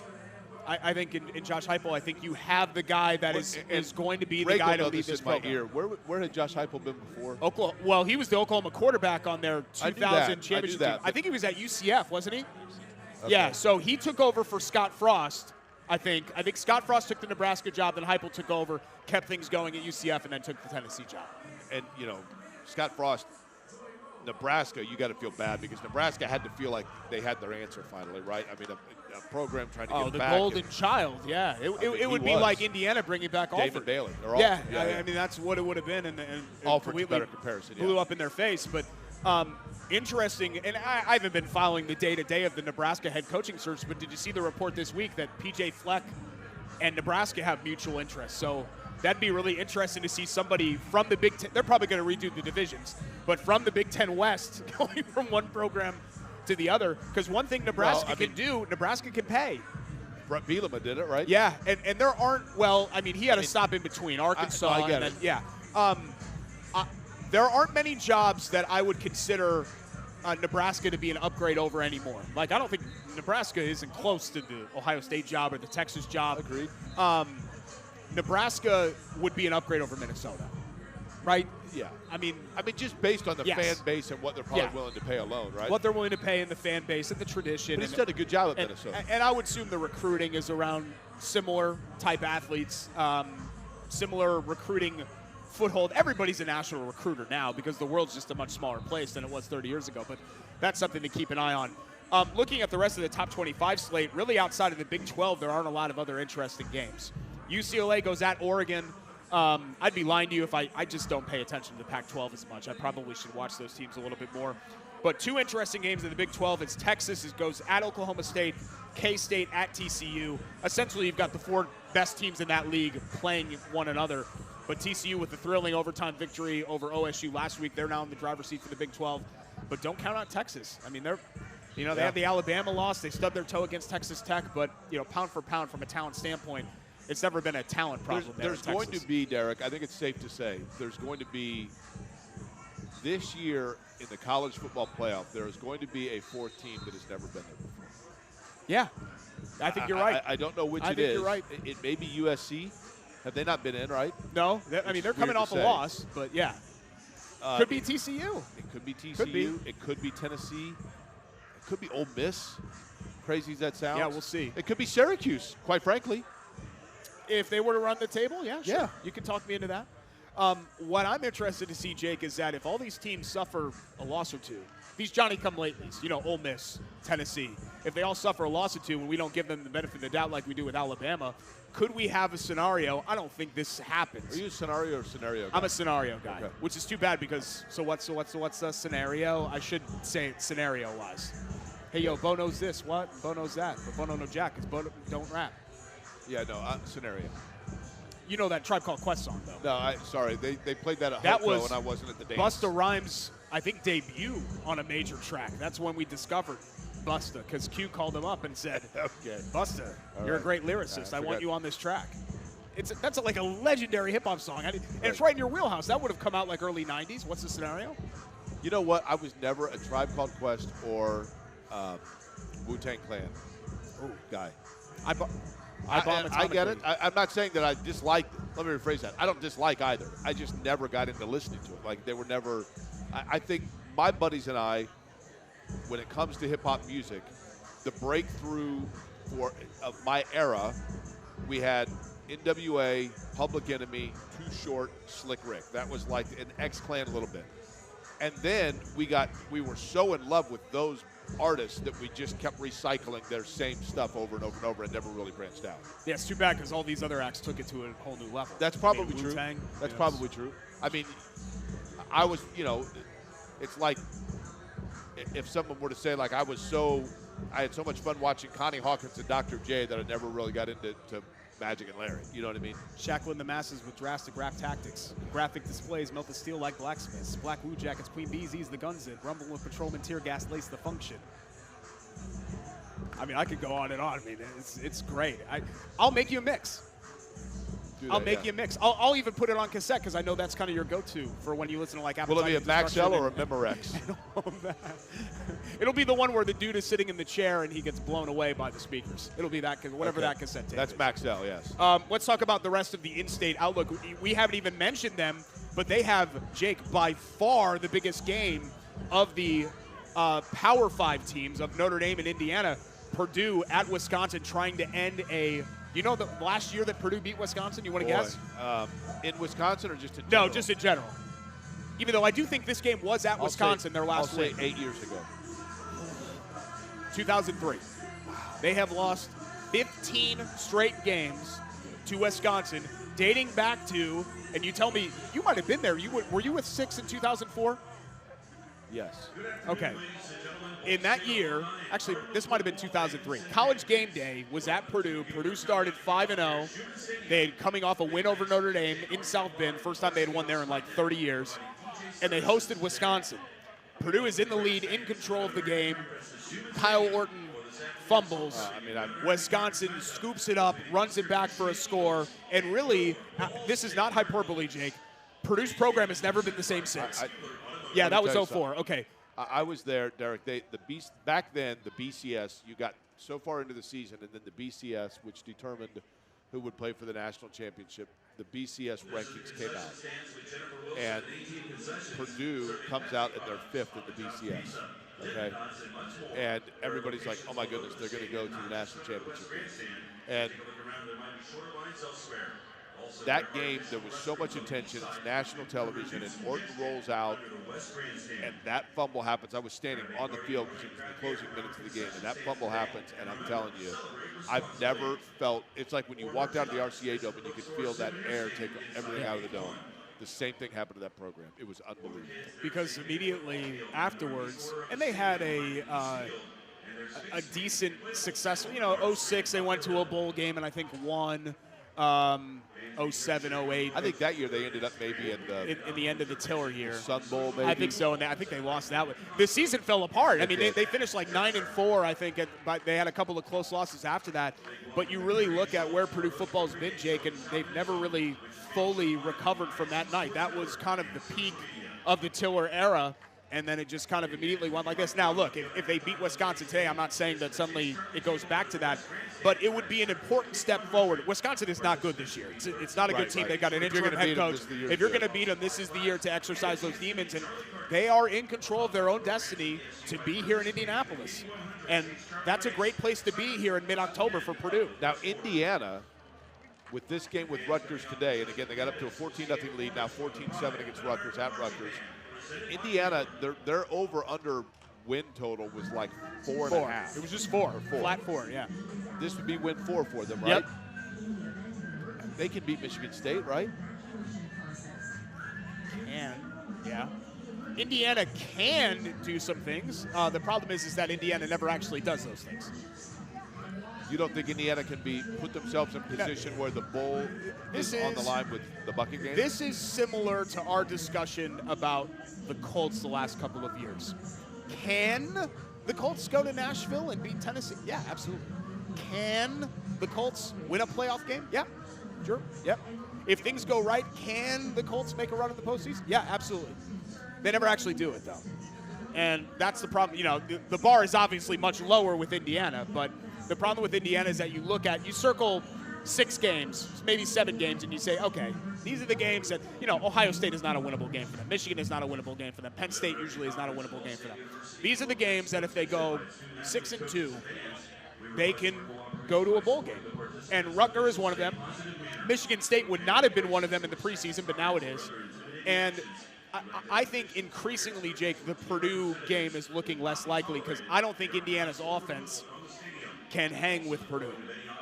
So I didn't think this was going to be a bowl team anyway. I bought into the lack of hype with 4-8, and even after the 3-0 start, I mean, they very easily could have been 1-2. Right. They were outplayed against Illinois and found a way to win that game. They were really outplayed against Western Kentucky and found a way to win. I do not think this is going to be a bowl team, nor do I think bowl game will be on the. I believe they'll be 4-7 entering that game against Purdue. I mean, that's entirely possible. That what they would need would be to get on a hot streak, if you will, win 3 in a row, which is exactly what Ball State's done since the last time we were here, right? Mike News team, we talked about it against Northern Illinois, gets down, comes back, wins that game, and that's become their calling card, so to speak. That's become their brand, is the comeback Cardinals, and they're hoping they don't have to do that today, but Eastern Michigan comes in here a pretty balanced offense as well. Yeah, they're just like Ball State. I mean, it really is. That's not like a narrative thing or saying, every game is you throw out the records and it's a coin flip game. It really is true in this league. Like Indiana-Ohio State is not a coin flip game. You flip the coin 100 times, it's going to come up Ohio State 100 times. Right. This is a coin flip game. Western Michigan is a coin flip game. Central Michigan is a coin flip game. Northern Illinois is a coin flip game. Look at the history of the series between all of these teams, and you're going to see how similar the scores have been and how similar their success has been. But Eastern Michigan won in Tempe this year against Arizona State. They were blown out last week against Northern Illinois. So, if you're looking at mutual opponents, I mean, Northern Illinois had Ball State down big. Yeah, they did. They did. And that's a talented – I mean, that was an NIU team picked to win the MAC. Right. So, put that in perspective. But, Jake, if they win today, Ball State will be 5-3 going into back-to-back road games. But 5-3 with 4 games remaining, you're in control of your own destiny as it pertains to the MAC West. One more win and you're bowl eligible. I mean, you don't want to count your chickens or Cardinals before they're hatched here, but this is a critical game because if Ball State wins this one, they'll be right on the precipice of earning everything that they set out to do this season for a team that was picked to finish last in the MAC West. Is Ball State the only school in the MAC not named directionally or for a city? Or state, because Northern Illinois. Well, that's directionally. Oh, that is directionally, yeah. There's one other one. But Miami of Ohio, I mean, I know it's technically Miami University, right? But Miami of Ohio would be a tough one. No, it's in Oxford, Ohio, so it's not Miami, Ohio, right? I know what Miami. I think a lot of people refer to that as Miami of Ohio. They don't say Miami University. You know what they say there, don't you? There. Miami was a university before Florida was a state. Was it really? That's how far back it goes? Charlie Clifford, a proud Miami grad, by the way. Miami will tell you. Let me look at all. I want to make sure that I'm not missing any of these. And I'm going to look at the Mid-American standings right now, just to make absolutely sure. Go ahead and run down the standings for us anyway. My phone is low. I think I'm on the guest Wi-Fi. Things are running a little bit slow. slow. So give me about 10 minutes here, and I'll be able to have all of those for you. 21-10, by the way, Syracuse leading Clemson at the half. Okay, so they got back and got a field goal. That's good. I mean, at this point for Clemson, you're just trying to save face. You know what the result is going to be. You're just trying to be in a position where you don't end up getting embarrassed. Okay, I've got, did you say a state or directionally? A state? No, a city. A city or directionally. So who do we have here? Yeah, I have one. Okay, hold on. Give me, so we'll go ahead and go down the standings anyway. Actually, I have two. Now. Okay. Can we just do the standings? Oh, I have. Did you say state? No? State or no? Because I have 3 if you said state. A direction, Derek, or named for a city. By the way, Miami of Ohio opened in 1809, 36 years before Florida became an official state in the union. Here we go. You ready for the standings? I know that stuff off the top of my head, yet I'm sitting right here now, desperately waiting for you to tell me the standings. Right now in the MAC, let's start with the MAC West. Okay, thank you. Let's do Toledo is leading at 3-0, the only unbeaten team in the MAC West. Ball State, we already mentioned, not Named one of for those. a family. 2-1. 4 other teams at 1-2. Northern Illinois. Directional. Eastern Michigan. Directional. Central Michigan. Directional. Western Michigan. Directional. MAC East. Okay. Buffalo. City. 3-0 in the league, only unbeaten. 2-1 Ohio comes in next. State. Here's one that doesn't fit the category. Bowling Green is 2-1. City. Bowling Green is? Oh. I thought that was just somebody, like 2 guys that got together. Bowling Green. Okay, that's what it was. That's one? Okay. Two Keglers that were dressed on St. Patrick's Day decided to name a university after Bowling Green. Bowling Green? What are we doing here? Does any people watching right now? Do you see what I go through? Do you understand? I thought it was like two program? researchers that founded the university, like Bowling Green State University. What researcher is Bowling? John Bowling and Tom Green. Tom Green. Okay, yeah, sure. Tom Green, the guy that was did not know that was like making movies from Canada back in the mid-90s. This is important. Is a researcher that founded a university. Educate, entertain, inform. We learn things on the show, so I just learned something there. Bowling Green 2-1, Miami of Ohio 1-2. Okay, that. Akron applies. 0-3. City. Kent State. City. 1-2. Kent State's a city? Kent State's not a city. What do you think? Kent Sterling founded a university? He's too busy doing YouTube videos. It's in Kent, Ohio. Kent, Derek. Ohio? I've never heard of Kent, Ohio. Have you ever left so your maybe house? you're right. So I guess Ball State and that's it. Yeah, everybody is city. Sorry. Yeah, no, I was looking through there and I was so able excited. to illuminate these epiphanies for you Where and is understanding things Kent, beyond Ohio? your world. Where is Kent, It's Ohio? where Kent State is. Northeast. Okay. It's near Akron. I've spent a ton of time in Ohio. I've gone all over the state. Have you been to Cleveland? And I've never heard of Kent. Yeah, I've been to Cleveland. Yeah. 28,000 people in Kent, Ohio. Wow. I mean, Derek, that's crazy. Kent is known for 3 things, okay? What I believe now is a defunct cigarette. I don't think I ever smoked at Kent. A guy that does morning YouTube videos, and Kent State, which is the city. Yeah. Sorry. Clark Kent, would you say? Okay. Would you put him on He's there from as well? Illinois, though. All right. Well, we're learning He would have gone bunch to of Northern stuff. Illinois. Learning a bunch of stuff. Actually, he here. might have been That's from what we're Iowa, but I think he then moved to Illinois. The other game in state, besides Purdue, Wisconsin at 3:30, Notre Dame, UNLV at 2:30. Irish a 27.5-point favorite, which I'm a little surprised by. I wouldn't think Notre Dame would be favored by 27.5 over anybody. And then, of course, the Indiana-Rutgers game, which will keep you abreast of what's going on there as they enter into the second half. And we'll get a small college update too, because Marion Concordia, 14-0 as we speak right now, and then UIndy tonight taking on Quincy. That's a 6 o'clock start, in Division II action. You can watch it right here on the doctor? ISC Sports Network. Quincy? Yeah. Bill Quincy started. Actually, it's in Quincy, River Valley, Mississippi. Where Is it not in Quincy, I don't Illinois? know where that is. Quincy, Illinois. I've never heard of that. Quincy, Illinois. I don't know what that is. Did you read any of the signs on our drive up? Are you sure? Do you know where I lapel is? I saw Lapel on the way up, but I didn't see anything else. I didn't see anything else on the way up. Past Yorktown where they had that big battle. We'll talk more Ball State. Lord. And talk about some of the great sponsors that are part of the show here. Not only look at all the great shirts that we have, we get to take all these home, did they say? Yeah, or do we have to pack them up in a box and bring back? The Ball State Esports program, which we talked about with Paige earlier in the show, who is a great guest of ours. And Sean Sullivan obviously has his hand in all of this with the marketing job that he does and making it happen for Ball State Athletics. But, Jake, one thing nobody here at Muncie can control is the weather. And, boy, have they lucked out as far as the home schedule is concerned.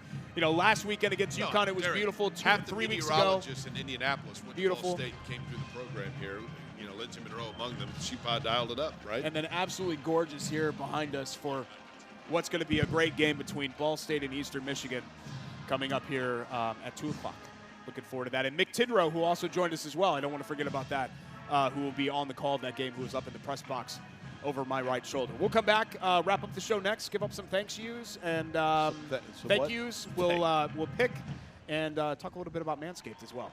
It's Corey and Schultz here on the ISC Sports Network.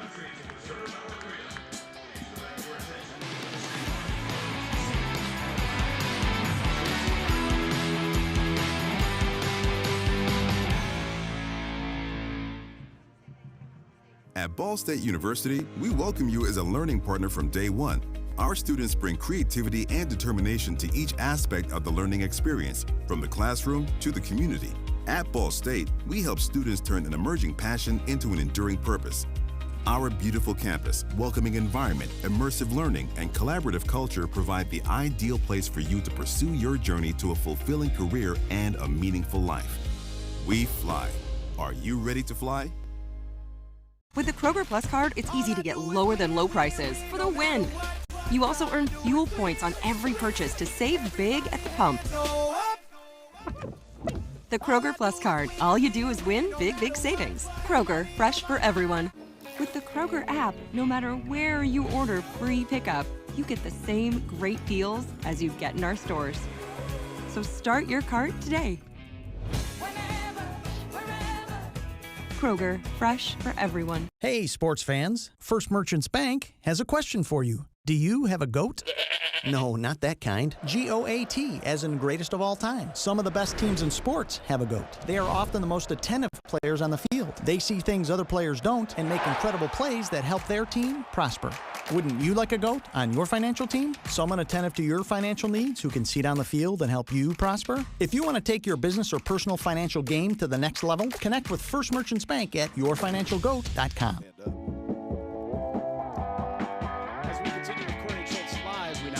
To the national anthem for the Ball State Marching Band.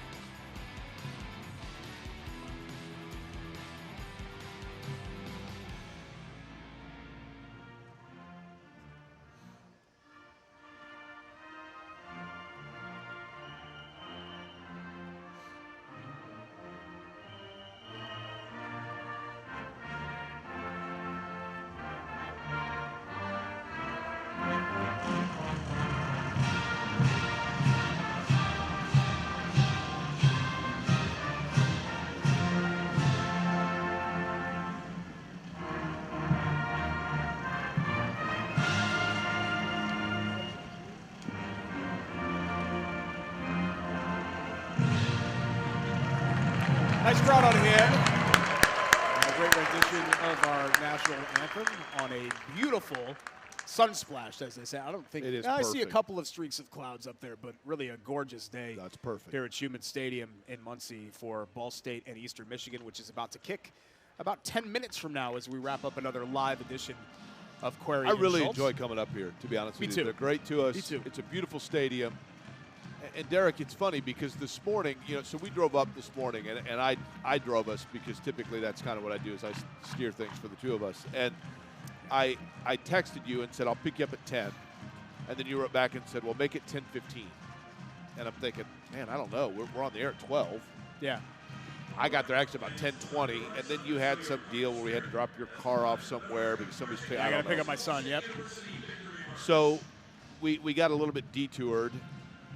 And even still, we pulled in here to the stadium by 11:20, and it just again reinforced to me: if you live in Indianapolis, this is not—it's no more than an hour drive. I mean, no, it's right here. I actually typed it in to Google Maps on the way back because I drove the first time up 3 weeks ago, and it said distance exactly 1 hour from Muncie to Midtown.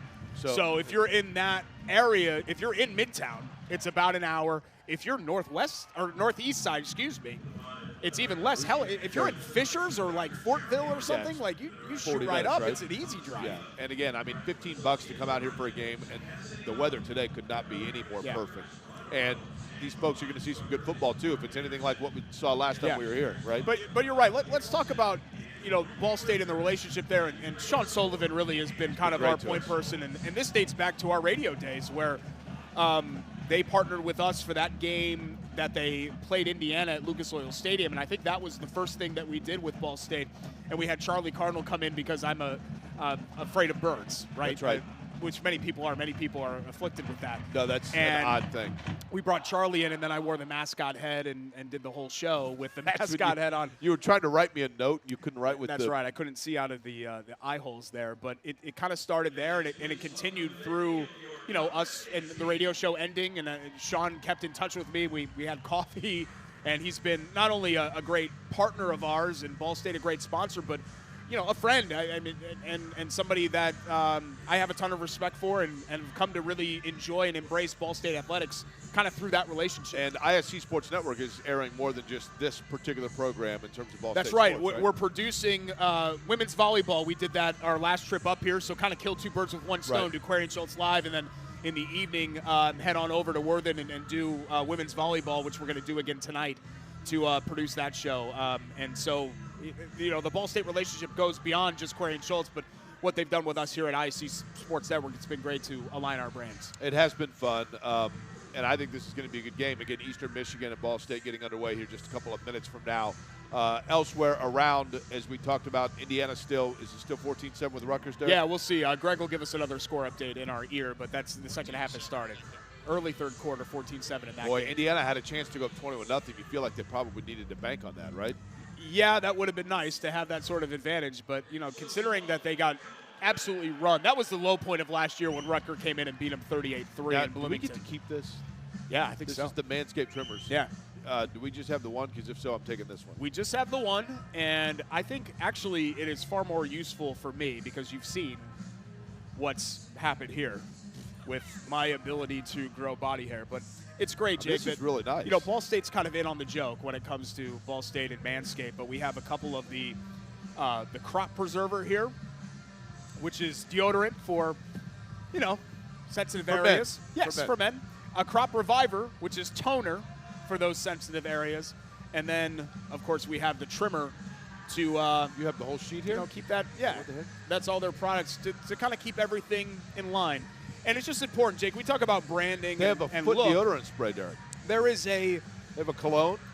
I think people are attracted to the show because of our sports knowledge and our camaraderie and all of that and the back and forth that we have. But I think they're also attracted to the show because we are physically attractive. And in order to maintain that and have that, you need to take care of yourself. So it's just like when you're at your house, if somebody's going to come into your backyard and, go through your garden, you want to make sure that there's not a bunch of twigs and sticks and stuff that they're going to trip over. You want everything to be in line, and Manscaped helps you. What are you talking about? Just simply say it's a fabulous product. Well, it's because I Manscape myself. Not only with the beard and with my proud mane of chest hair, but everything else that I have going on in some of the areas, Jake, that you don't see. Okay. Ball State, by the way, in this game, I think what we're going to see is Carson Steele, more Carson Steele, and even more in terms of handing off to number 33. I think they know this is their bell cow. They can go through the air. There's no doubt about it. But when the game is on the line, which against Eastern Michigan, we'll see whether or not it will be. But if it's close, I think they know. Or if they get a lead late in the game, I think they know. That's who they go to. That's their bread and butter. He not only keeps them in contention, he not only moves the football, but he allows them to control possession and clock. And that's what I think Ball State wants to do, as Mike New looks for their fourth straight win. Yeah, I don't think that's a secret. It's just you go out there and you do it, and you say you dare them to stop it. Right. And that's what Ball State's going to do. But, Jake, the theme 3 weeks ago was finishing. The theme now, 3 weeks later, is the starts. Right. Don't dig yourself an early hole where you have to rally and climb out of it like Ball State has had to do in the last 3 fourth quarters. Be in control of the game early, be in control of the game in the middle and at the end, and take the stress out of it, because as McTidrow said, he's a young guy. He's going to have a heart attack in the booth if Ball State keeps putting him through it every single week. Ball State, by the way, I hope he doesn't have a heart attack. It sucks. Ball State is taken to the field. I did, and I love it because as Ball State just took to the field, seeing kids jumping up and down, and that, Derek, it reminds me so much. I'm telling you, kids coming out, being able to see it. These kids went bonkers when they see a Division I college football team coming out to take the field which I absolutely love because that's the name of the game. And I love the drums. I mean, it just feels nostalgic, right, cool. for a college football Saturday.